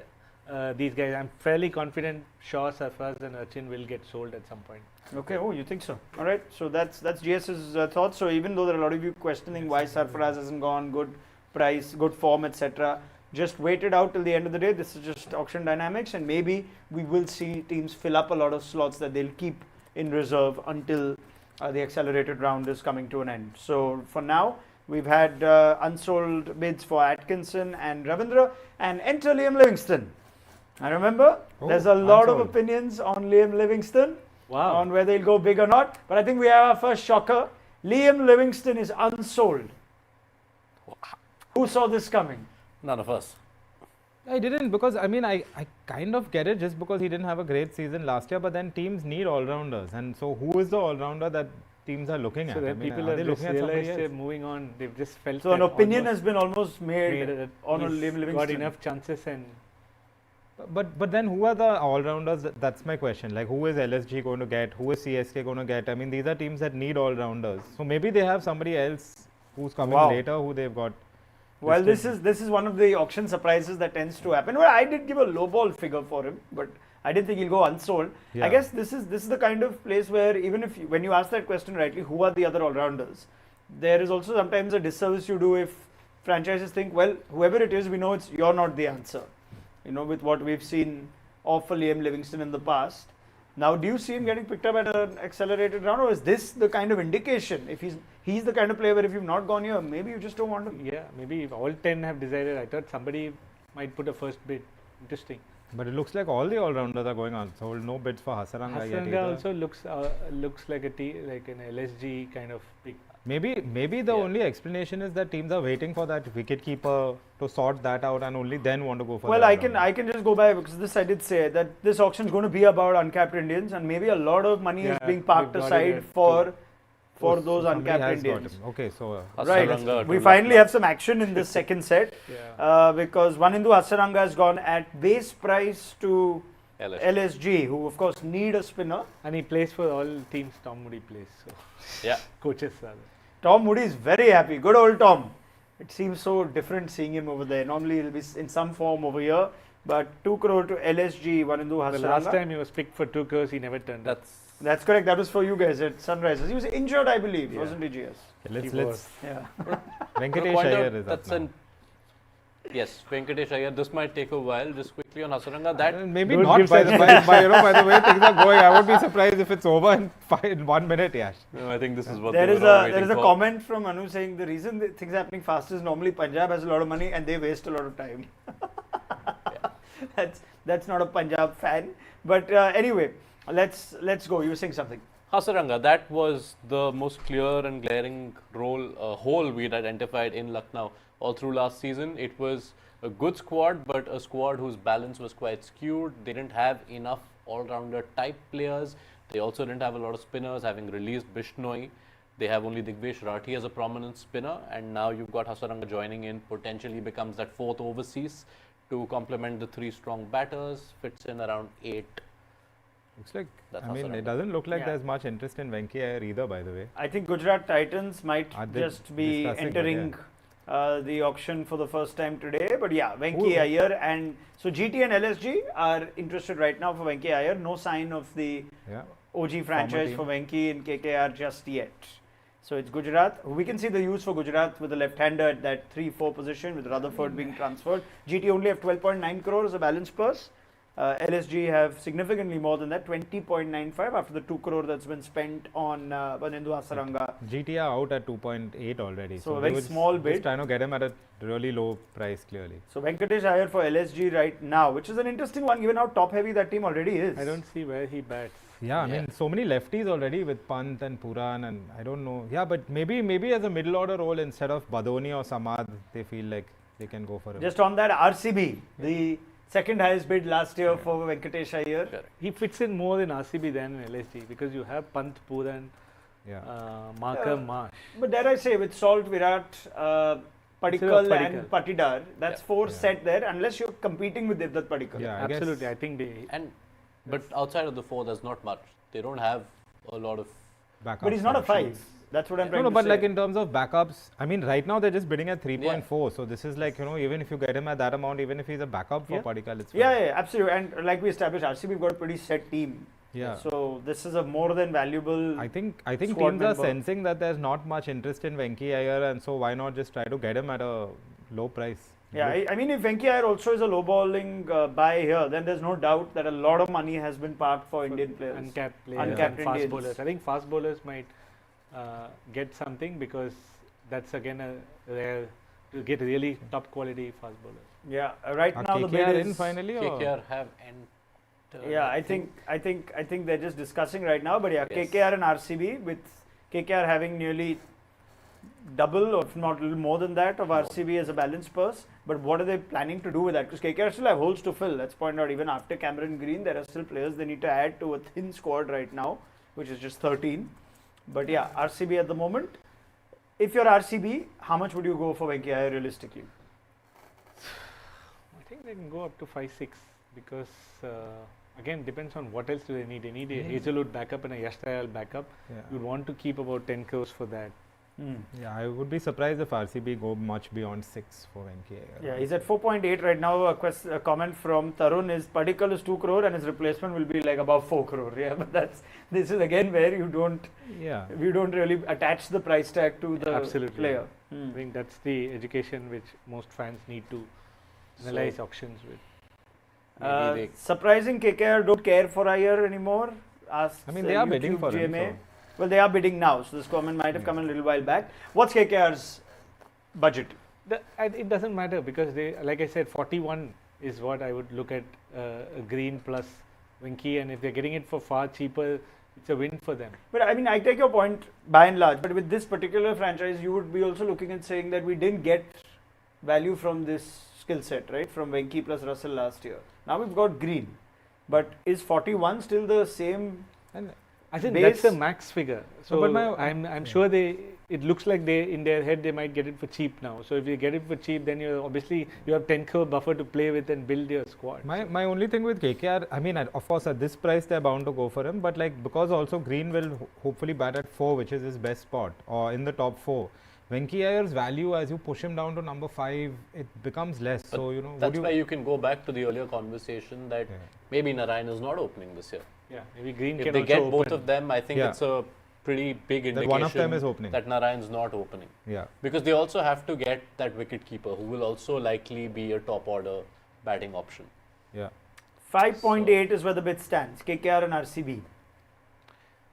RCB, what other holes did we discuss about RCB? What are their primary gaps? Replacement of Hazlewood and Yash Dayal. Yeah. So But the Hazlewood one is pretty big considering he's still injured and there's a lot of uncertainty there. Yeah, but the supply is They pretty might, high there. yeah, they might look at the overseas. And that too, they look at 6 feet 7 inches and above. So supply becomes less in that case, but they may be the only one evaluating. They seem to really rate Venki Iyer. I mean, I think GS said 6 was the budget. So at 6 is when RCB's paddle went up. But 6.2 6.2 is with KKR now. So I'm trying to see if now GS has nailed his prediction on 6 being the budget.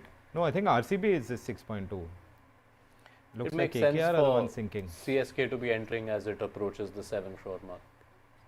Yeah, so at what point does CSK show interest in Venki Iyer, or do they? I'm surprised they've not showed it yet because there was a big gap in the middle when LSG were bidding. I thought CSK might come in there. I mean, They CSK like don't seem making interested in anyone. They didn't show interest in Livingston, who we thought. Yeah, but I they'd be think interested in. the sort of protocol or the pattern followed by is when 2 teams are at it, you're focused on 2 teams. When one team Then you says no, Yeah, then you open it to the rest. Then you invite. I think GS meant the gap after LSG had dropped out before KKR came in, or one of the earlier gaps. I mean, I think Stephen Fleming is also a master of a little bit of theatre. And they do have their delayed entries. Yeah, when it comes to the auction. So we're just going to wait to see. Right now, Venki's bid is slowly, it's slow cook here, slow burner for Venki at 6.6 KKR seem to be really thinking even at 6.6. Maybe CSK just do. And I can see now in what is a fairly unusual situation. It looks like that's Jay Mehta, isn't it? The KKR owner who's sort of gone to right towards Venki Mysore's chair for some what looks like some impromptu strategy changes or insight. He got up from his chair and went to the CEO's chair. Maybe. Speculate, GS. Come on. Oh, maybe they had some plan and maybe it's past that number now. What do you so in that case? It's not the 41 that we thought then. So what could be plan B? That why is Venki Iyer capped at say a 7 or 8 crore if that is the case? Now that you've got Green at 25. No, now it becomes whether he's worth at that price, how will he perform at that price. So that's the thing. Out So I think they had a at budget 7. of 6 and I think they pushed it 1 just to make sure that. Yeah.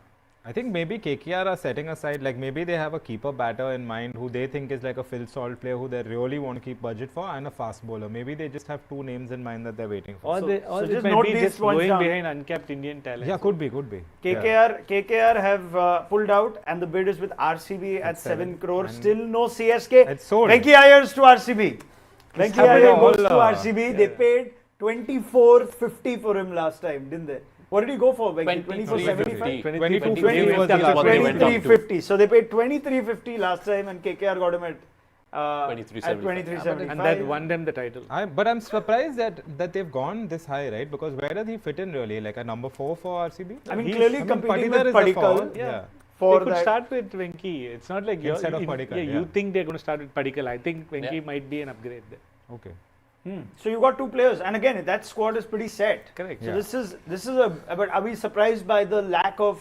I'm actually not that surprised, to be honest. I mean, I was going by what a lot of people were saying, and that Venki Iyer will go for a huge amount. But just based on last season and what he's done since then, hey, listen, That I is have. such a cop out. It's not a cop answer, out. man. Come on. I was going by what everyone What else everyone was was saying, and I was but playing I'm not along surprised with them. right Listen, now. go back to my who goes for more. I had Venki Iyer like out of that very quickly. I didn't have him going for more than most of the other guys. Okay, so Very. 7, right? 7 Yes, crore, to Venki RCB. Iyer, RCB. Wow, this is. I love auctions because they always, whatever you think and pretend and try and predict, so many things turn out differently.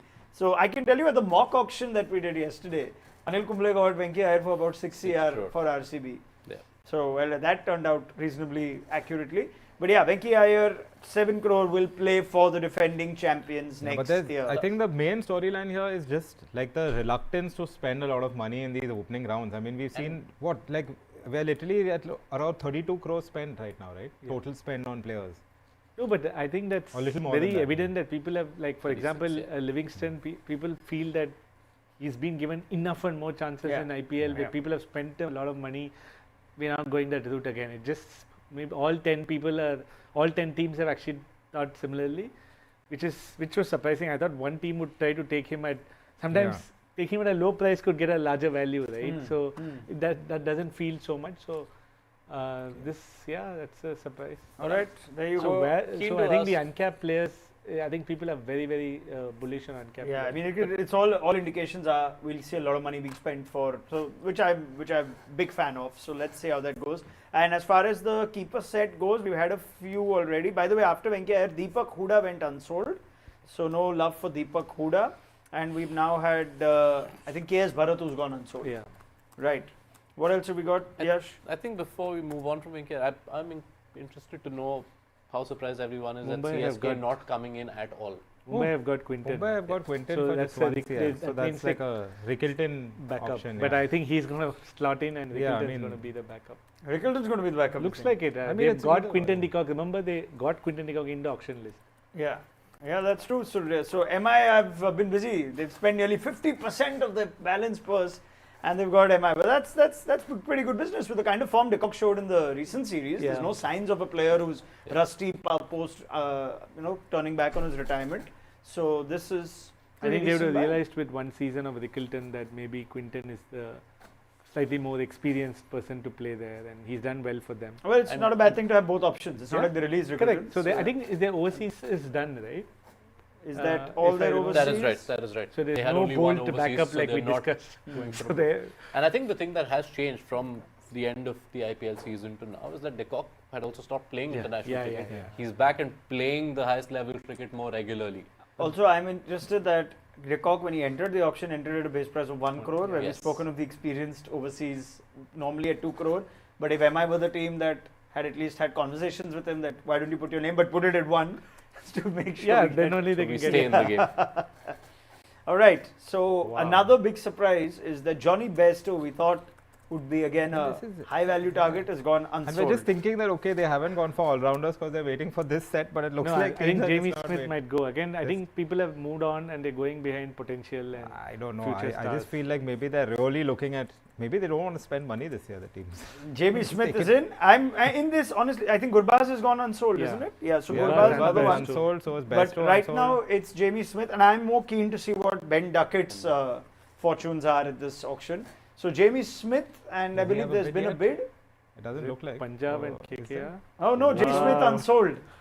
This is what I'm saying. There's something like we've got. No, kind of I think it's very evident now. It's the Uncapped Indian Indian uncapped players. pacers, Indian Indian uncapped uncapped players. They all. I think there's some amazing talent out there which people don't want to miss out. Yeah, Which yeah. We will not be able to gauge them. And I Yeah, guess yeah. as far as returns go, uncapped Indian players, well, firstly, the higher probability of playing them, the fact that they'll be available and fit, there are so many things that you've got going for you. Yeah. Yeah. But yeah, This maybe is why that I is asked the GS appetite. that question right at the start: is will the evaluation of the uncapped players affect all these players, Venki Iyer, etc.? And Yeah, it I clearly didn't is expect because that like so many people to look at. yeah. Current bid with Delhi, yeah, sounds Yeah, good, so this- perfect. this We did makes predict sense. that. Yeah, KL this makes Rahul. sense. Ben Duckett and KL Rahul potentially as an opening pair. Delhi have come in with an opening bid Yeah. at 2 crore Wow. and they've And got they've him. got him. So that's they've a got- second base price bid yeah, for an so they've overseas got Duckett stand and batter. Miller. That's pretty good. Miller at 2 crore and they've got Ben Duckett. I think that's pretty good buy. Yeah. Duckett and Rahul sounds like an exciting opening pair at the Arun Jaitley Stadium. Is KL Rahul tall enough? Because that's the combination that works for Duckett usually. He needs a tall batting partner to be effective. Proud. How long would it take before you got KL Rahul into your day in the auction? Right, Duckett. Let's get a reaction on Duckett. GS. I think it's a very. Oh, there is a bid for Finn Allen. That's Oh, good your favorite player.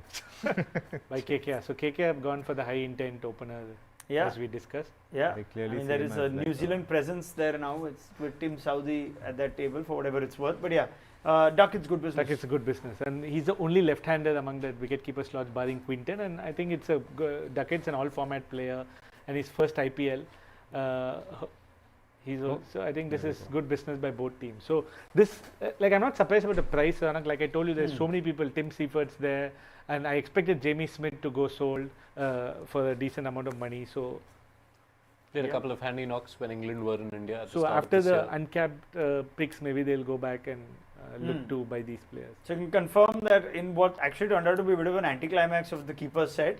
But we have seen Finn Allen go to KKR for 2 crore, Quinton de Kock to Mumbai Indians 1 crore, and Ben Duckett to Delhi Capitals for 2 crore. So The entire first three sets have frankly been an anti-climax. I mean, we've seen what the second highest after Green is like 7. Or how much did Venki Iyer go for? there? Venki 7 7. crore, yes. Yeah. Yeah, so that's the second highest that we've seen over 3 sets, which is pretty surprising. Yeah, and that's Delhi taking 2 more overseas, which takes their overseas count to 5, I think now. They had 3 retained players in Mitchell Stark, Tristan Stubbs, and I'm missing one more. Dushmantha Dushmantha Chamira. Dushmantha Chamira, Yeah, they obviously traded Donovan Ferreira, so they now got They 5 And overseas. DC to has have still that almost space. 18 crores left, so they can really go for another overseas quick still. Yeah, this was a good team. They needed a strong opener, and they've got that with Duckett. If indeed that is the first choice opener, unless there's someone else that they could get a little later on. But yeah, as things go, let's so far recap this. What's been the best bit of business so far in the early parts of the auction? I think Delhi. It has to be Delhi. Duckett and Miller at base prices that completes their 11. Now they can just shop for a bunch of Indian quicks to back up for Natarajan and Mukesh Kumar, and maybe pick up one more uncapped one of these Indian uncapped batters. So I think they've done good business. They have 17.8 crores. So I think Akib Nabis and Ashok Sharmas of the world might go fetch 7-8 crores there. So that kind of completes the 11. But on that point, I think KKR have done the best business because they've got 2 players who they wanted, overseas opener for base price, and clearly Finn Allen is somebody who they had earmarked as the guy they wanted because they could have bid for Duckett or anybody else. They Bestow, didn't. yeah, So it's not Smith, like they lost yeah. anybody. They got the player they wanted, and they've got Green, and they can still dominate the auction. They have 37 crores. So for guys like your overseas the Indian uncapped pacers, I don't know if Delhi will be able to get them because KKR are sitting with 37 crores. If Yeah, they but- want them, they'll. But you have to understand that KKR's first 11 Indian bowlers are kind of sorted. They'll obviously they'll want an improvement over Vaibhav Arora. That might happen, but yeah, pretty much. Okay, what are we making of CSK as the So second why- highest purse?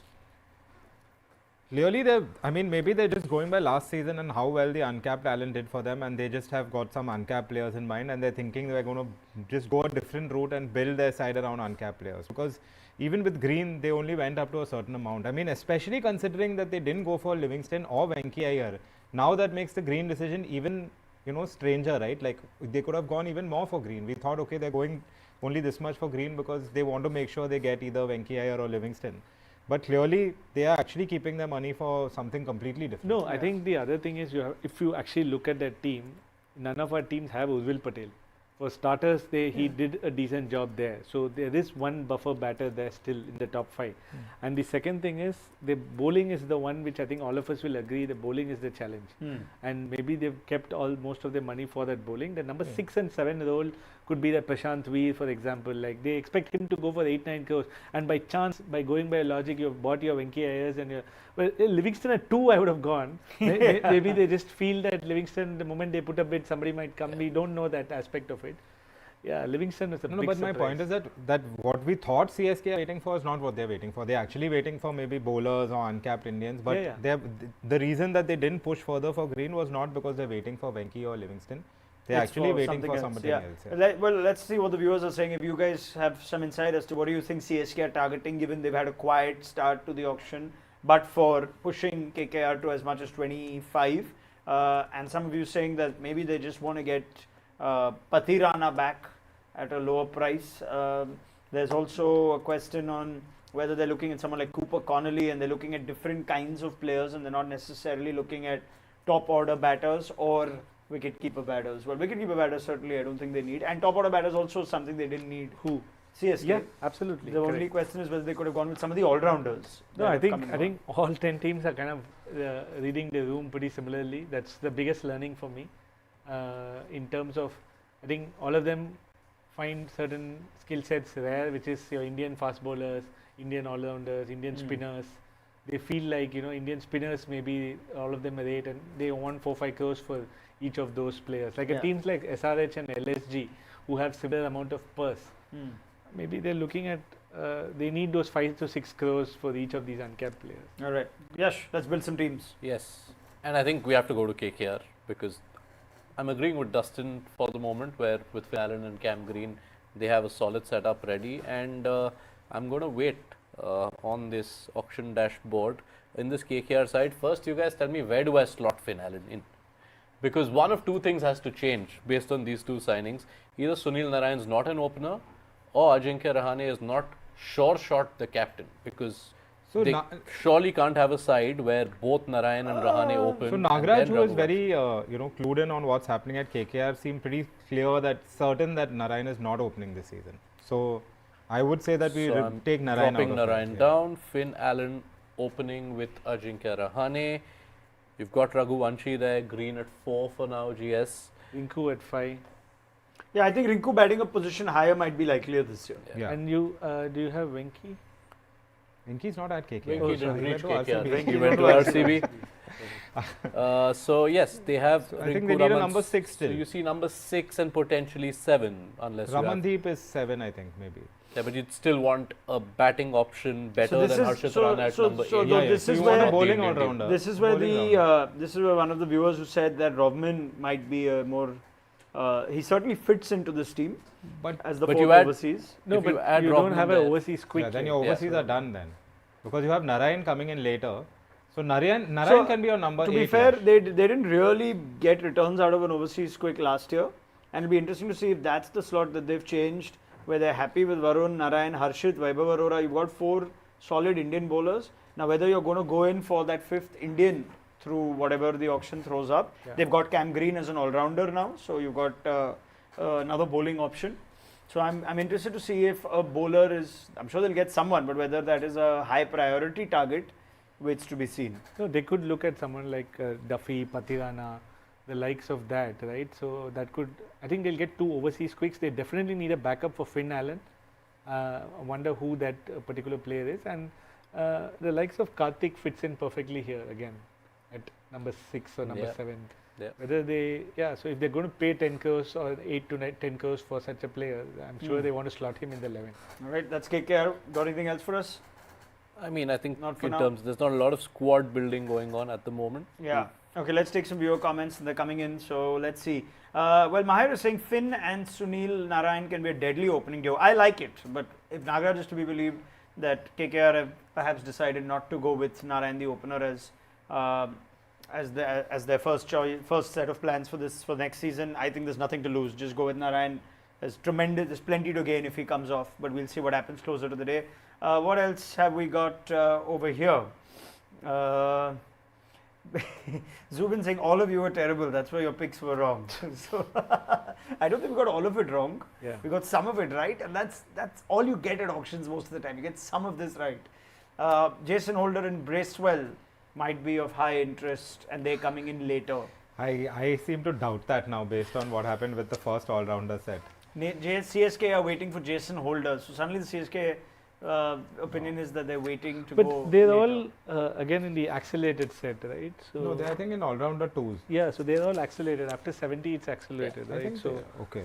so it feels like the moment it goes to accelerated, then it's a different ball game. Yeah, I mean the fact that you have 1, 2, 3, 4, 5, almost 6 sets of uncapped players in the first round tells you perhaps also what the franchises are desiring over here. That we could easily have had some more international sets in the first 70, where it's going to go set by set, and then it's going to go to the accelerated. But you have 6 sets of uncapped players. So that's really players numbers 35 to really half the players are the uncapped players over here. Yeah, I think again teams have also understood that I think you need a strong Indian core more and more to win these tournaments. Yeah. I think they're looking at maybe building teams with a bunch of Indian. You might be, I think we're not too far away when you have a team of 2 overseas and 9 Indians, or 8 overseas and 7 Indians. So I think that could be a case. Yash? I think I want to go back to one of the sales. I mean, of course, the Venkatesh Iyer sales started happening, and that grabbed the attention. 1 and 2 Hasaranga at 2 crore to LSG, both in terms of the price and how well he fits into that side. Your thoughts on Yeah, that? absolutely. I think it was either between Livy and Hasaranga. They needed that spin all-rounder because they let go of Ravi Bishnoi. So clearly now they're not in the market for Bishnoi. So Hasaranga fits in at 2 crores, which means you don't have to play him every game. He can still be a bench player. So they have to kind of get one more backup for him. Yeah, and I think we've got that squad just building on. And if you look at that Lucknow 11, it does look quite solid, because last year what was happening was the fact that you had to exhaust your 4 overseas in the top 6 batters itself. That changes. You get Hasaranga, that's already fairly decent batting depth. Yeah. And they have the Indian pacers. We've got Mayank, there's also Mohsin who's part of this setup. Hasaranga, Rathi, you've got 2 spinners, lots of Indian seamers. Where do you see them using the rest of this? They do still have what, almost 21 crore to play with. They need 2 overseas quicks. And they need some more Indian quicks who are potentially not injury prone, because all these guys are injury prone. So I think they would spend at least about 6 to 7 crores on fast bowling. And that means even a couple of bids on overseas fast bowlers. Maybe they're looking at Pathirana, who knows? So Pathirana could be that surprise factor. But we've got a lot of things wrong. So just because they are like, I think that they will spend a lot on an Indian uncapped batter. Because I think they can upgrade on Badoni and Samath. That was an issue for them last season. But I think I'll take it back to the point we discussed yesterday, that I don't think too many teams would want all their batting options for numbers 5, 6, 7 to be Indian uncapped options. They already have. I mean, that's what we thought, but they're not bidding for any of the overseas players. So yeah, but I mean, I wouldn't be surprised if it's an all-rounder, but I don't think they can train their attention on another uncapped batter as a finisher. Yeah, but my point is that the all-rounders came and went. They didn't get bought, so that's why I'm saying now that they maybe are thinking differently. Like otherwise, why would you have not picked up a Livingston or somebody else who came in that set of the all-rounders? Yeah, I mean I think the Livingston one, just to repeat what we've said before, it really looks like an opinion has been formed by all the franchises on what they think of Liam Livingston as an IPL player, and that they'd rather take that punt on someone else than take the punt again on Livingston. And I guess I thought he would be more in the Glenn Maxwell category where he'll always have a high ceiling no matter how he performs or underperforms. But I think Livingston's international stocks also have not been the same. Maxwell will still produce. But it's more than just Livingston. It's even like the other guys like Vian Mullah, Rachan Ravindra. None of these guys got picked, which means that these guys are not, like the teams are not putting that much emphasis on an overseas player now. They would rather have an Indian player than a Vian Mullah or one of these other players. That's why I'm saying that we have to get rid of that theory now that teams will want an overseas batter in this slot. They may not. The way things are going, I won't be surprised if teams next season, some of them are playing 3 overseas, honestly. Yeah, I just mean, look at the way they're building their teams. Yeah, I mean, it's good to see the whole picture after the accelerated round, and that's how teams choose to strategize as well, right? Hold on to the funds till after the bulk of the auction's done, and then we can pick up. And maybe those players towards the end will still be starters and not squad players. But we'll come to that later. Let's get the viewers involved. By the way, since we were talking about Hasaranga a little while back, just reminding viewers that he has had previous experience playing with Tom Moody at the Desert Vipers in the ILT20. So Moody very happy he's got Hasaranga, and I'm sure GS this time he'll turn up even if it's for 2 crore. What else do we have over here? Yes. I think Nihar poses a question to what we were just discussing. Didn't the Ashutosh's, Vipraj's, Shashank's not finish games despite being uncapped? That's not what we are contesting. The bit is not all of them were in the same team. You had either Ashutosh or Shashank together or Ashutosh or Vipraj together. We're just discussing, and yes, rule it out given our hit rate today. But the point being made there is that the likelihood of there being only Indian uncapped batters as your 3 or 4 options for finishing roles in one squad remains unlikely. Okay, the fixation with overseas finishers is baffling, says Niyar. Question is, if 7.2 crore is going to the BCCI player welfare, what kind of players will get something out of it? Can you share some light? Well, that is Nagaraj's job. So we're going to put Nagaraj on the job and ask him to get us some more information on that. I hope CSK do not look to get Pathirana back. Then they should just held on to him. I think a lot of CSK fans are asking whether CSK's quiet activity could mean that they go for that they're trying to get someone like Matisha Pathirana back. What's your opinion just on that? The CSK Pathirana relationship right now. But that doesn't make sense, right? Because if they want him for less than 12 crores, then why are they saving? But he could, looking at the options going, he could easily be a 3 crore, 4 crore buy. Yeah, but then why not spend some of the money on other players? You have 43.4, right? Yeah, so but like you're talking about saving for Pathirana. After Pathirana comes and goes. I mean, yeah, you're right. The priorities are different. I'm just asking. like surely if they've released Pathirana for 12, they have a budget for him of say 8. So you still had 35 crores to spend, but you've not spent it. So I don't think that Pathirana is a factor in them not spending. I think it's something completely different. I don't think Pathirana has anything to do with it. Yeah, I think this is a nice sort of comment debate going on in our live comments on more and more franchises have learned that you'd rather start developing your own finishers than get overseas finishers. And I think the success stories of a lot of these teams are finishers who have been at the franchise and they're kind of growing into that role, even if they are young players or not necessarily India capped or India superstars. Yeah, I think even the Punjab Kings case study is pretty evident from last year. Like they took Priyancharya, they had Shashank Singh and Prabh Simran, and they had Shreyas Iyer. They had a bunch of Indians kind of dominating that, and it came out well. So I think the quality of the state leagues, quality of our domestic tournament, everything has gone up this year. Like multiple 200s have been chased successfully. Scores have gone up. I think maybe people feel that it's better to kind of build a player, develop, and remember you have Abhishek Nair as one coach who's pretty good at. Who has a great reputation of building and developing players. So maybe he's looking at a bunch of Indian uncapped players whom he's very confident would also work with them. So remember, that's another aspect, right? The coaches, they have to be good team men, the intangibles which we never talk about, right? In terms of how they fit into the team, how whether I rather work with an Indian youngster than maybe an established overseas player. Okay, take some questions on Venki Iyer. Will he bat at number 5 for RCB? Is he a starter? Venki Iyer in RCB? I think what GS is saying, he might start over Padikkal, is what I'm guessing. That it's I him think or that comes down Padikkal. to form. Can he bat at 5? He can, but I think they're using, he's only left-hander there, right? So it's a very right-handed dominant lineup. If you see that, Kohli, Salt, David, Jitesh, Rutherford, so they'll definitely slot him in the top 4. But it's an option because they've lost, like they've not gone for another overseas all-rounder instead of Livingston. So he could take that Livingston. Yeah, I think Shepherd. But Shepherd, They Shepherd never needed that overseas all-rounder. They could get 2 overseas pacers if you want to. Yeah. So I think they obviously, like I remember I asked Ronak the same question.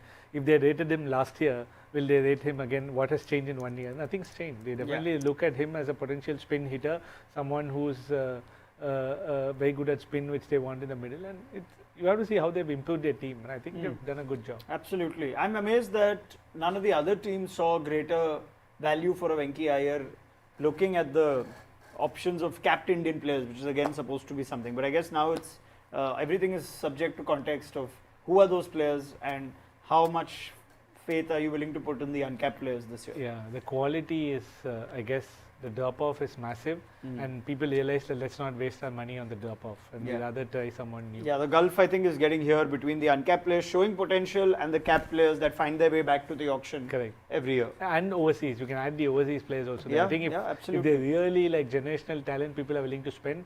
Otherwise, they're happy to spend the 2 crores on a decade, because it's not like, you know, if he doesn't turn up, you still have a replacement. And in fact, the good thing for Delhi is that particular role is there's a lot of supply. Like wicketkeeper, top order, opener. Sorry, they don't even need a wicketkeeper. Like a top order overseas batters are like plenty always. So let's give you some quotes and reactions from Abu Dhabi. Venki Mysore, speaking to the media, says, we were getting close to the limit. What's close to the limit? What do you think? 25.2? Within 10 crores of the limit. And Venki Mysore also says, the thinking behind Cam Green and how far they have gone, let's see, where he says, very happy, something we were focused on and hoping, happy with the price that we got him, always a concern as to what we would have done had the price gone higher. Fact is, we were very keen but not so attached. If we felt it would affect the rest of the auction, we would have let it go. Fortunately, came within the range we're looking for, adds a lot to our team, especially with our new power coach, Andre Russell. Very nice to have a young all-rounder. Mr. Mysore adds and finishes, him having had IPL experience, we know what he does with bat and ball, couldn't be happier. Tough to say how we would have gone, but a lot of it would have depended on the rest of the plans. Right. Did no one ask him what position they're planning to bat him in? That would have been a good question to ask. But that's a good one. Do we have somebody over there from us? No? Okay. Yeah, but let's hope we get an answer to that. So Nagaraj can tell us in a bit too little early while to from now. decide these things. Yeah, I mean, very rarely has someone confirmed a batting position. I think one person did last year. I can't remember which franchise it was. But someone did, I think it was someone speaking on Ricky Ponting. I think the Punjab ownership said he's going to bat at number 3 for us and lead. Something like that. Yeah, I think I could be wrong. But anyway, so that's what's happened. Some of you getting a bit frustrated saying, why are they taking so many breaks? Yeah. We've hardly had any bidding. Yeah, I yeah, guess we've just only gone through like Protocol. you're following a plan for the day. I don't think you can just tweak we've things. gone through 20 players in 2 hours, man. Come on. Yeah, I know. And most of them are unsold. What are we doing here? Let's try and speculate what the rest of this auction could be exciting about. I saw a comment a little earlier saying that it clearly looks like CSK and SRH might be in a bidding war for Ravi Bishnoi. Do those two look like the teams that could target Bishnoi? I don't think so. No? I think it's fast bowlers and Some uncapped spinner that we don't know, man. It's not Ravi Bishnoi. I think Just look at the way Rajasthan the Royals auction's will be going. in the Bishnoi fight for sure. Right. Maybe, Right. perhaps along with a. As far as bidding right now goes, has there been a team that hasn't raised their paddle at all just yet? I see. Yeah, Let there me might see. be. Let me just. SRH, were they in for somebody at a small price? Sunrisers were I think about for to come in, Venki- but they didn't enter. Yeah. So You're yeah. keeping track of that? Yes. Very good, man. Sunrisers have not. MI have even bought a player. Am I opened the bidding for Punjab Cameron and Green? And they Green. bought somebody. And And Punjab Punjab Kings. Punjab Kings have not bid. Yeah. Turnaround of. Punjab Kings have also. But absolutely no bids as well? No. No, So they haven't Punjab bid, quiet so far. Yeah. I think everybody wants to go for this uncapped. This is the final step in Yeah, the year because that has Punjab technically do need an English replacement, but they've not gone All for right. anybody. So. Coming up now, set number 4. Gerald Coetzee, Akash Deep, Jacob Duffy, Fazalak Faruqi, lots Is of this fast the one? bowlers, Matt Henry, Spencer Johnson, Shivam Mavi, Anrik Noke, Okay, Matisha, my prediction for this set Patirana. is Matt Henry goes for more than 10 crores. Henry for more than 10 as per I Dustin. just feel he just like- wants some excitement. And I just feel like maybe this is the set they're waiting for. Like, surely they were waiting. Surely they're going to buy some overseas players. I mean, at some point. All right, GS, the story of this auction in your predictions? Henry 10 crore, do you agree with Dustin? No. He's coming. All right, Matt Okay, Henry is the first here we go. player And he'll out. go So unsold we'll now go that I sold. made that prediction. Of course. I think he'll go for decent 100%. money. I don't know if he'll go for 10 crores. Okay. Yash? Matt Henry. Yeah. 4, 5. Okay, and I can say Dustin, yeah, it looks like Matt Henry has gone unsold. And on that note, I believe, Dustin, we are excusing you for some time. So Dustin's last contribution is saying that Matt Henry will go for 10 crore.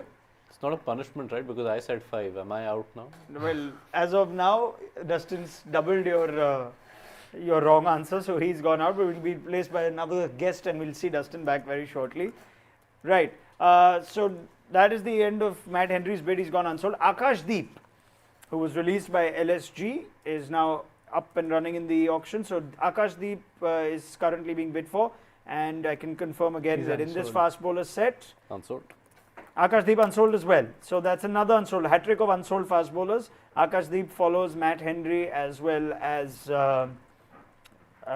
somebody started this set, wasn't it? Wasn't it Matt Henry? Henry, Akashdeep. Did we have one more fast bowler? Duffy, maybe he's the guy. CSK are finally. Okay, so we've had two fast bowlers that have come and gone over here, right? So nothing for Akashdeep, nothing for Matt Henry, right? Jacob Duffy, good sort of T20 year in 2025.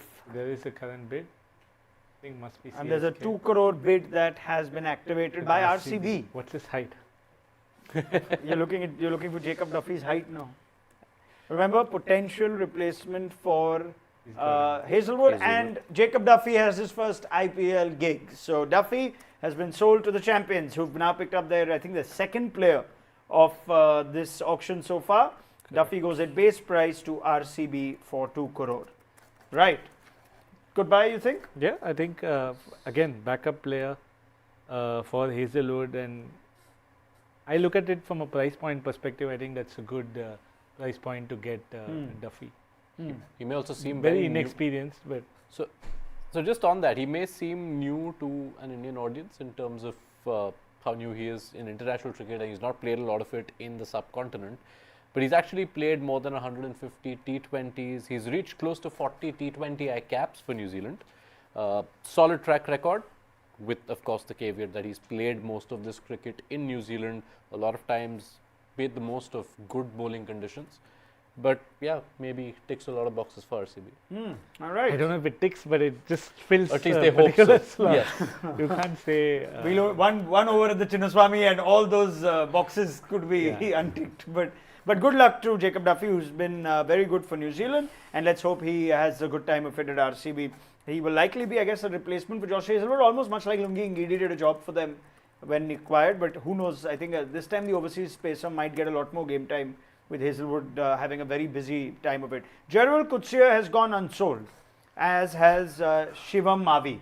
So we've had two more fast bowlers get absolutely nothing. I think, just to repeat ourselves, more and more evidence the uncapped sets could really explode at this auction. JS? And the bigger surprise, and I think what this is a larger story later, is that all 10 teams are kind of reading the room very similarly.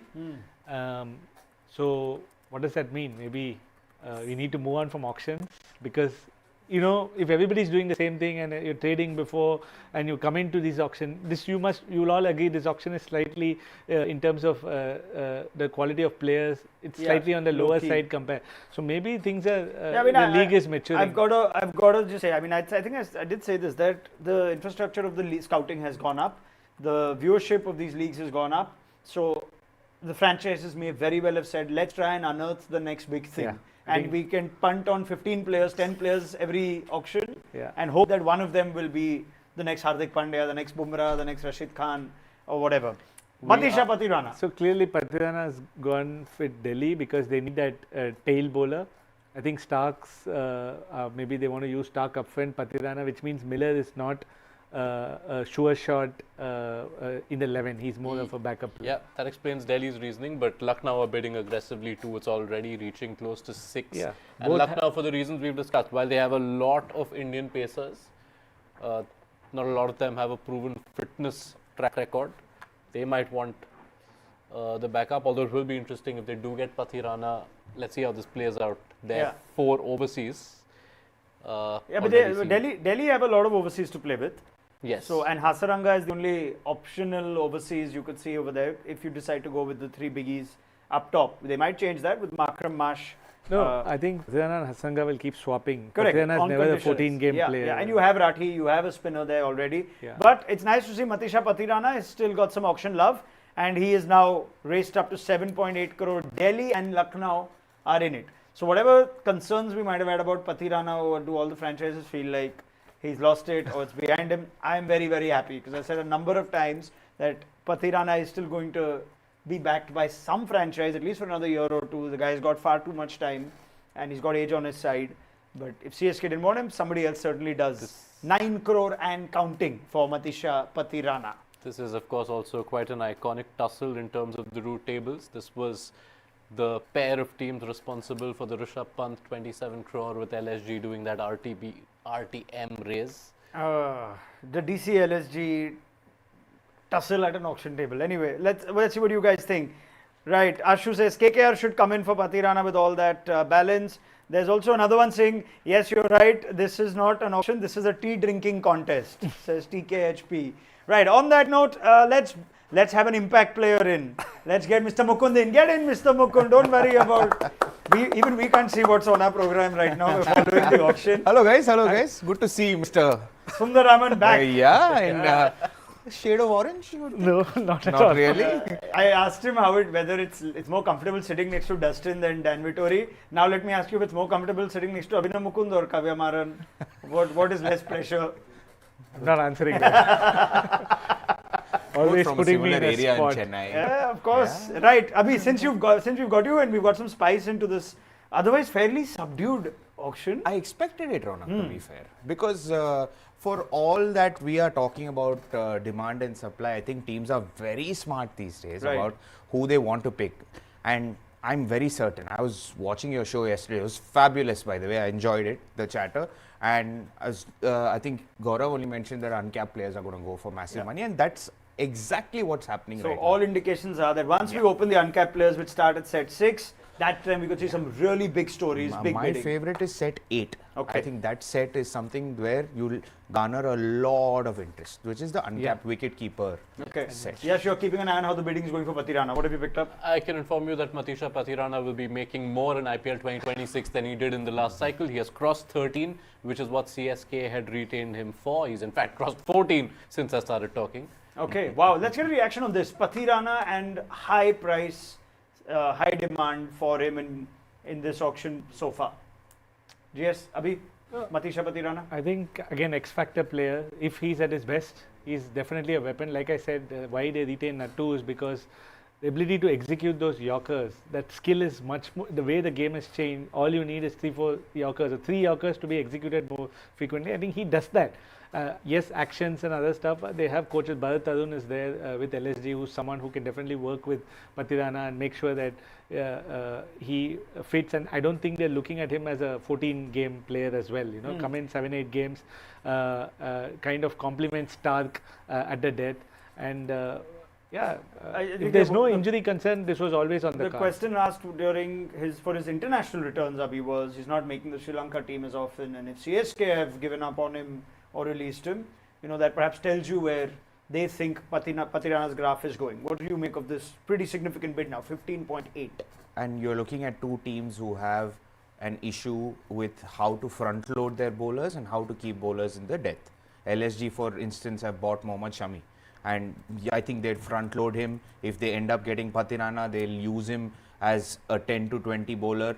If they get it, the freedom to get Mitchell Stark, and I think with this smile, I think still going, 16 crore. So we'll KKR have entered. See, right. again, KKR one more team that need an overseas spacer. Yeah. And teams with a lot of purse will try and bully to get who they want specifically for that role. Like Vaibhav Arora will open the bowling. Yeah. Patirana will close the bowling. Yeah. And if you see, the purse doesn't matter, Ronak. Like I said, they've gone up to 17.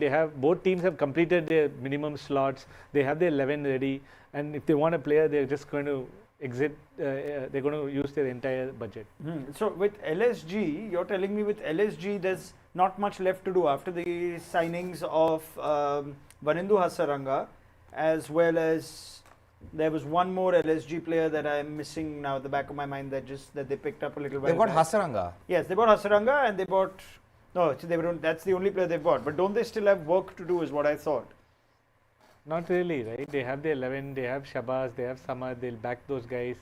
They technically don't need anybody else. The fast bowling is... Overseas quicks was... Basically, they played without overseas quicks. Anyway, he's not going to LSG. He's going to KKR. All right, confirmation. Matisha Patirana is a Knight Rider. And he will go for 18 crores. He will get every penny of those 18 crores, right? Because that was the cap for the overseas players for whatever it's worth. I don't know if that would apply to a released player from the last year to this year? Because Cam Green was not part of last year's auction. It won't apply. Yeah, so Patirana could have gone for more, but anyway. 18 crore. Let's talk about the value for Matisha Patirana at the franchise that he's gone to KKR. Abhi, good buy? I would think a terrific buy, because KKR are a team, again, that don't need specifically a 4-over bowler. They need a bowler that can not be part of your top 5. You've got Cam Dean who can bowl. You have 2 bankable spinners in Varun and Narayan. So you've got 8 overs done there. You've got Harshit Rana, Vaibhav Arora. And in case, with the kind of form that Anukul Roy is in, and he ends up playing in this side, and he gives you 2 overs as well, I don't think there is so much stress on Patirana to complete his 4. Right. And in a ground where 250s, 260s, and you're trying to sort of get that 1 over for 9 runs, Patirana is an expensive buy at 18, but that's the role that he'll be given at KKR. Yes. I agree 100%. And they have so much variety. Varun is a mystery spinner. Narayan, that's 8 overs of generally you can bank at about 7 to 8 runs an over. And Patirana, you will have to think that when a team is bidding for a particular player, they're bidding for him at his best. You wouldn't think that he's going to come in with injuries and stuff. So, so I think it's a perfect buy as long as he's fit. Okay, last question on KKR and Patirana is now we've got confirmation of their 4 just yet, or is Finn Allen? No, it's Narayan, Green, Finn and Patirana. I'm sure they'll get a backup for Finn. So Rodman Powell is still very much a squad player. Yeah. Yes, where I don't see Finn Allen starting. Finn Allen not a starter for you.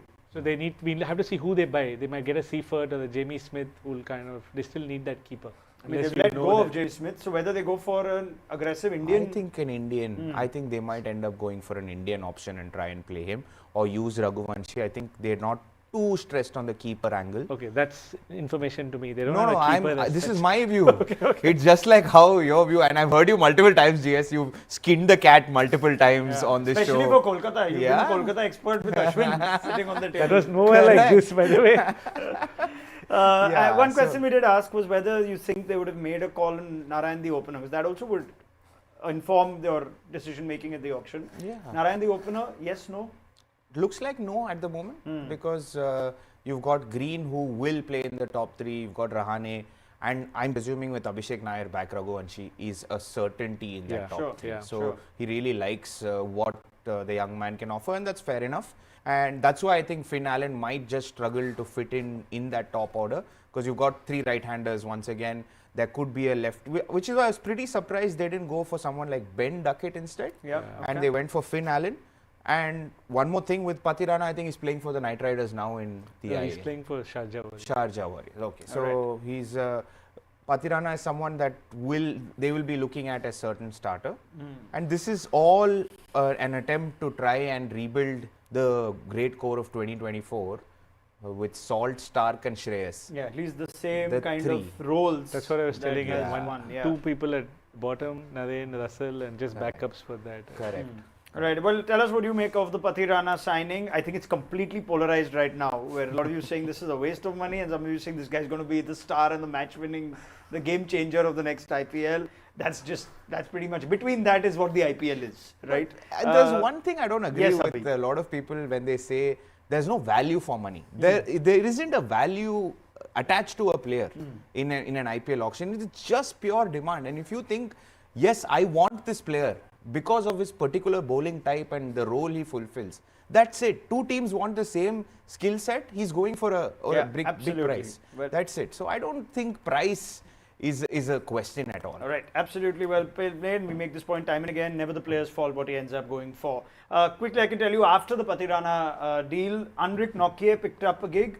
LSG, 2 crore base price. So LSG have bought Hasaranga and Anrik Nokia both at base price. Yeah, Yes. Nokia, like I had mentioned yesterday, he's in his best. He's really good. He's been bowling rockets in the CSA 20 challenge. He was, I think, the 3rd or 4th leading wicket taker. So he's back at full pace. He's back at full pace. Right. Even the game against India, when he actually got it right, when Hardik was struggling, and the best of the best struggle. The biggest concern is a lot of teams have actually really struggled because of his injuries. Bowling at that pace, we're seeing it with Mark Wood, we've seen it with Archer. It's very hard to be injury free. So if he's injury free, it's a great buy at 2 crores. All right, Nokia. I like it from LSG. I think they overloaded with batters last year, and there was a bit of confusion with just an Indian pace attack. You need an overseas pacer.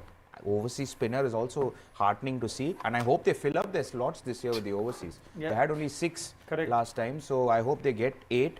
And with Markram and Mitchell Marsh in fine form, their batting looks pretty sorted. They've got Shami, and maybe Nokia can do the job with the death. I'd like another overseas bowler still. I don't think they need any batters per se, because you've got Bretske as a backup. Yeah. But I'm sure Gaurav will know this with the dynamics of the LSG table. Certain Australians will end up there from Perth, possibly. See, there's nothing, there is no secret anymore at LSG, because Tom Moody has spent more time here than in his own house. Correct. So we can make sense of everything. However, I'm trying to imagine if Tom Moody was with us, what he'd say about Andrik Nokia. Would they be saying, well, they've already got so many injury-prone bowlers, and now they've added another one over there. But they've got an injury-prone bowler 2 crores rather than 18 crores. So Yeah. I think that's a win for them, I would like to think. Yeah, and even after everything, while an opinion can be formed on, say, Liam Livingston, okay, this is not the guy that is going to take the world by storm with that skill set, but the skill set of a guy who could bowl 150 plus when fit, that is still something you can go back to. Andrik Nokia might have had a forgettable season or two, but it's still the punt we're taking. I think the same logic applies to Pathirana. The high pace is still something that 100%. remains of I high think value. that has to be a point of difference. There has to be Yeah. a point of difference. If you want to survive, like he said, that one good over is the difference between chasing 240 and chasing 255, which Correct. makes a difference today. So people are trying to find point of difference, which is why I keep going back to the uncapped. There's so many Indian guys with some point of difference. Your left arm spinners, they're like 6 or 7. They're like a couple of mystery spinners. People might just want to punt on that and see, let's see what happens. I can almost go back to the Lockie Ferguson example last year. Someone who had played so much IPL cricket, you thought, okay, maybe his stocks are gone. But he got you 6-7 games at high pace last year, and he had an impact. So many 6-7 references, guys. You meme nation. Okay, 6-7s. Yeah. Again, Umran Malik, the retention. Yes. Why would you retain? Indicates the same thing. Right? Yes, Because absolutely. he's a guy who hasn't played. Mayank Yadav, the retention. It's a very rare skill set. There are 8 or 9 bowlers in the world who can do it at the moment. Correct. So that's it. Yeah. Mr. Jha, you've been busy. What are you doing? Yes, I think obviously the Pathirana move means KKR now.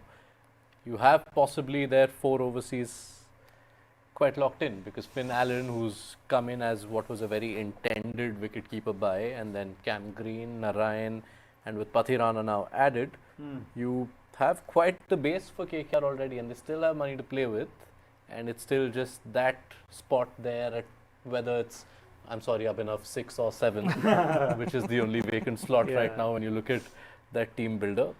Okay. Right. Again, that's We're going to come back to that for a second, right? There's one big hole you'd sense over there, unless Robin Powell will find a way and Finn Allen won't. We'll come back to that later. For now, Ravi Bishnoi, one of the most sought after players you'd think with the kind of capped Indian talent that was entering this auction, is at 6 crore in what looks like a bid between CSK and RR, where CSK have seriously more purse power with 43.4 crore. Right now, it's between Rajasthan Royals, who we thought would actually be ready to put a high percentage of their purse behind Bishnoi, right? Yeah, absolutely, because they need a spinner. They don't have, most of their slots are covered, and they need that Indian spinner. And again, waiting to see where they are playing their home games. And based on that, Bishnoi will perfectly fit their team. I don't see any more bids for, SRH have come in. Yes, Sunrisers are in. So, Bishnoi, and it looks like Sunrisers, who've been relatively quiet in what's like, I mean, we're still waiting to see the first Sunrisers in the post Gaurav Sundar Raman era. So we're waiting for that. that bit of history is still yet to be made. But Abhi, Rajasthan and SRH, both teams, you can understand the interest for Bishnoi. Agreed. And Rajasthan last year, I think, Rajasthan and CSK are 2 teams that are going for a hard reset. Rajasthan are trying to go back to the early 2020s, where they formed a side around 2 Indian spinners, and CSK are trying to do something very different to what they've done in the past. They've always won without a wrist spinner. So I don't know why they are looking for a wrist spinner, but it's all part of the whole change that's happening over at Chennai Super Kings. Power at the top, different types of players in the middle. So it's not something that you see usually from CSK, but yeah, fair enough with the interest. I'm sure Sunrisers Hyderabad would have thought when they released Rahul Chahar Yeah. that we need a premium like leggy at the auction, and they've gone here. What would you have budgeted for Bishnoi if you were both these teams, Sunrisers and Rajasthan? What would you budget for Bishnoi? I think from Sunrisers' point of view, I still think they need to beef up their Indian pace bowling. Going by the way we think uncapped fast bowlers, if they've identified say 10 Indian fast bowlers, then they will have a budget of 3-4 for each, because again, like I told you, right, you don't know which of those 10 are going to perform. Maybe they have that. Varun Aaron had actually mentioned yesterday that they've identified 8 to 10 youngsters for a lot of these positions. But so you said 3-4, meaning they'll have 4 crore for 10 players. No, they might have focus for, like you might have 8 options, and they might say that, okay, I'm not going to overspend on any of these guys, I'll have 3-4 for each, and maybe that remaining money is what they're thinking of Bishnoi. So that's how I think they would spend their money. So, okay. If they don't get Bishnoi, now all this money goes back into that leading fast bowler they want. Yeah, but I'm just trying to think, what's the Bishnoi I think value? it'll go up to 10-11. 10-11 for Sunrisers. No, I think Or both Rajasthan. teams will go Okay. up to 10 because I have a feeling both require, SRH are out as we speak. So they tried to get him at what they put a very strict amount, that up And to 7 we'll go, then we'll back I think out. that's fair, Ankit, that in that ground, trust me, it's very, very hard to get Bishnoi to be very successful there. It's just my opinion. The speed at which he bowls, this is pretty much on the cards. I think Yeah, we all okay, let's caught it. just confirm it. Sorry, yes, but yes, Ravi Bishnoi, 7.2 crore, Rajasthan Royals. Great buy. Excellent Yeah, buy for for Rajasthan them it's Royals, perfect. because he's played all of his junior cricket for Rajasthan and ends up back there with. People forget the dimensions of Rajasthan. It's a pretty big ground on the side, so you can. There is a lot of scope as a spinner if you're playing in Jaipur. If they play 6 even out of their 8 home games at Jaipur, it'll be a good place for them to start with. Yeah. Last year their combination was all wrong because they had to play the overseas spinner. Yeah. Now they don't have to do that. They can tinker around with the combinations with Sam Curran also coming in. It's looking more like the side. You think Chahal, Bishnoi, Yeah, and it looks like Bishnoi and Jadeja seems like a much more potent Ashwin, Jadeja. spin threat there. The Jaipur point is one you made, that you believe then there's a likelihood they're not going to play at Jaipur at all next year. That's what I've heard. They might move to Pune, and we'll wait and see. He's seeing 240s in Pune. Bishnoi will not be happy. But the prospect of Bishnoi and Jadeja, does that improve your spin 100%. attack? That's what they'll all look at, just improving the spin, and this again lack of options. Rahul Chahar went unsold, right? So, or has he not yet? I know Mahesh Theekshana has gone unsold. He did go unsold. He did Rahul go, Chahar right? unsold, and then Unsold. Theekshana and Mujib. Mujib so- has also gone So unsold. basically, Right. people clearly rate only Bishnoi. And Rajasthan didn't have a choice. Now they will also bid a backup for Bishnoi. Abhi, thank you so much for that high impact burst Thank of you. I'll yours. see you guys We'll have back again very soon. Very soon. Abhinav Mukund will be with us in just a moment. Right. Let's carry on the conversation. Akil Hussain has actually got a bid, and he's got a sole bid, and at 2 crore, he is now going to go to CSK. Again. So let's get a reaction there. That was, I think, expected by most people who know the workings. Yes, they signed Akil Hussain at JSK as well. He did a decent job. He kind of fits in as a power play spin bowler. Akil Hussain going to CSK was kind of expected.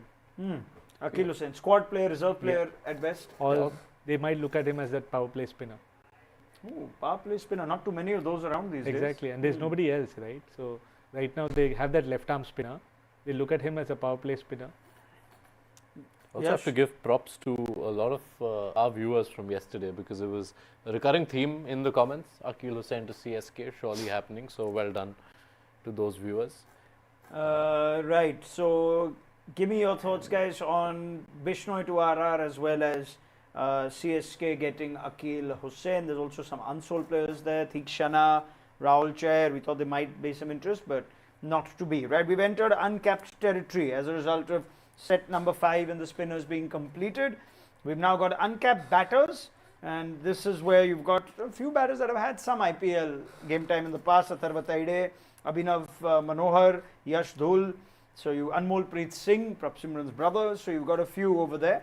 And as of now, it started a bit quietly. I think Atharva Taide has gone unsold. Wasn't he with you at Sunrisers last year? Yeah. Yeah, and before that at Punjab.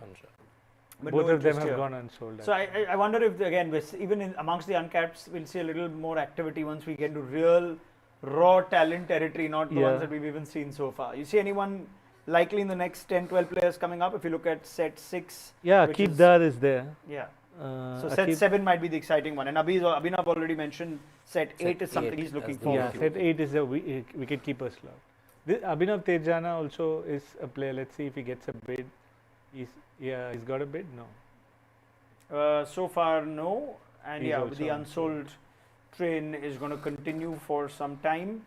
But yeah, we're waiting to see now when the action picks up. But this is where we do feel, folks, that a lot of the money could come out in the uncapped sets from, say, set 7 and 8 till the rest of the auction. We are going up to 70. 70, which is set number 10 Yeah. in the set order, and then comes the accelerated round. So, Abhinav Manohar, tell us a bit about Abhinav Manohar, JS. He was with you last year at SRH at a decent price, that too. Finds himself back at the auction, and now I can confirm unsold.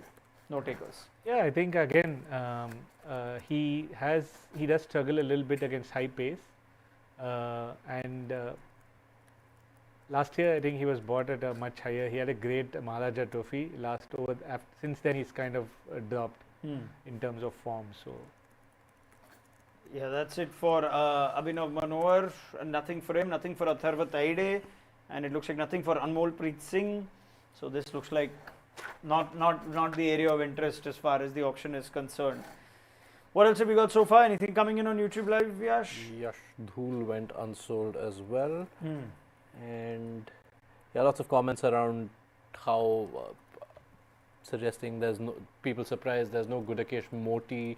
They thought he would be a better version of Akil Hussain, but I think Akil Hussain, as GS mentioned, is likely to be a squad player. You build CSK's 11 and you already have Brevis, Noor and Ellis in there. yeah, but the thing is, the top order is fully Indians, right? Apart from Brevis.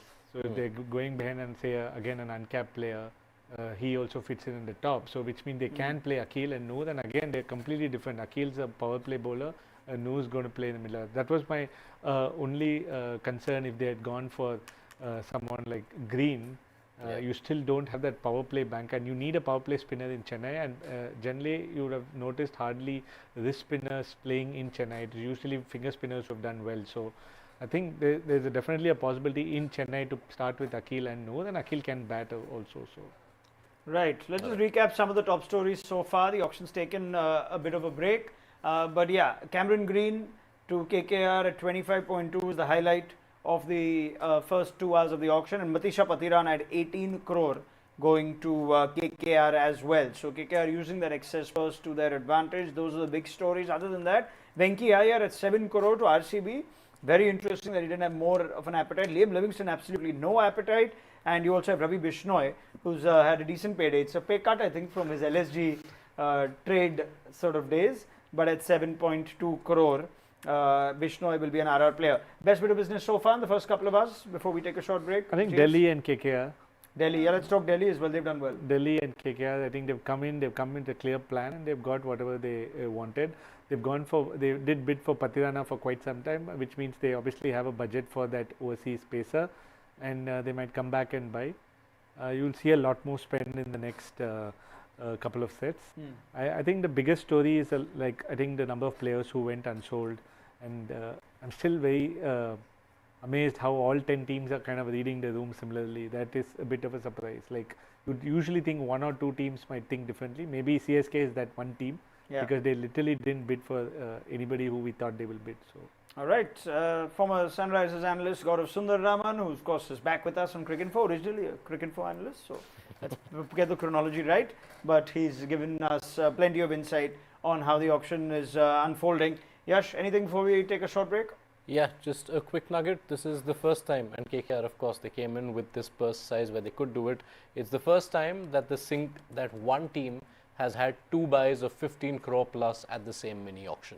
All right, brilliant. Thank you very much for that. We're going to be back in a little while from now, where I'm sure that we will get a little more action at the auction, and maybe we'll get some uncapped stories that will be worth coming back to in a little while from now. Keep following the live blog on Cricinfo, and we will of course be live in just a few minutes or in a little while from now once we get some more stories developing. Stay with us on our platform right through on auction day. We'll see you again very shortly.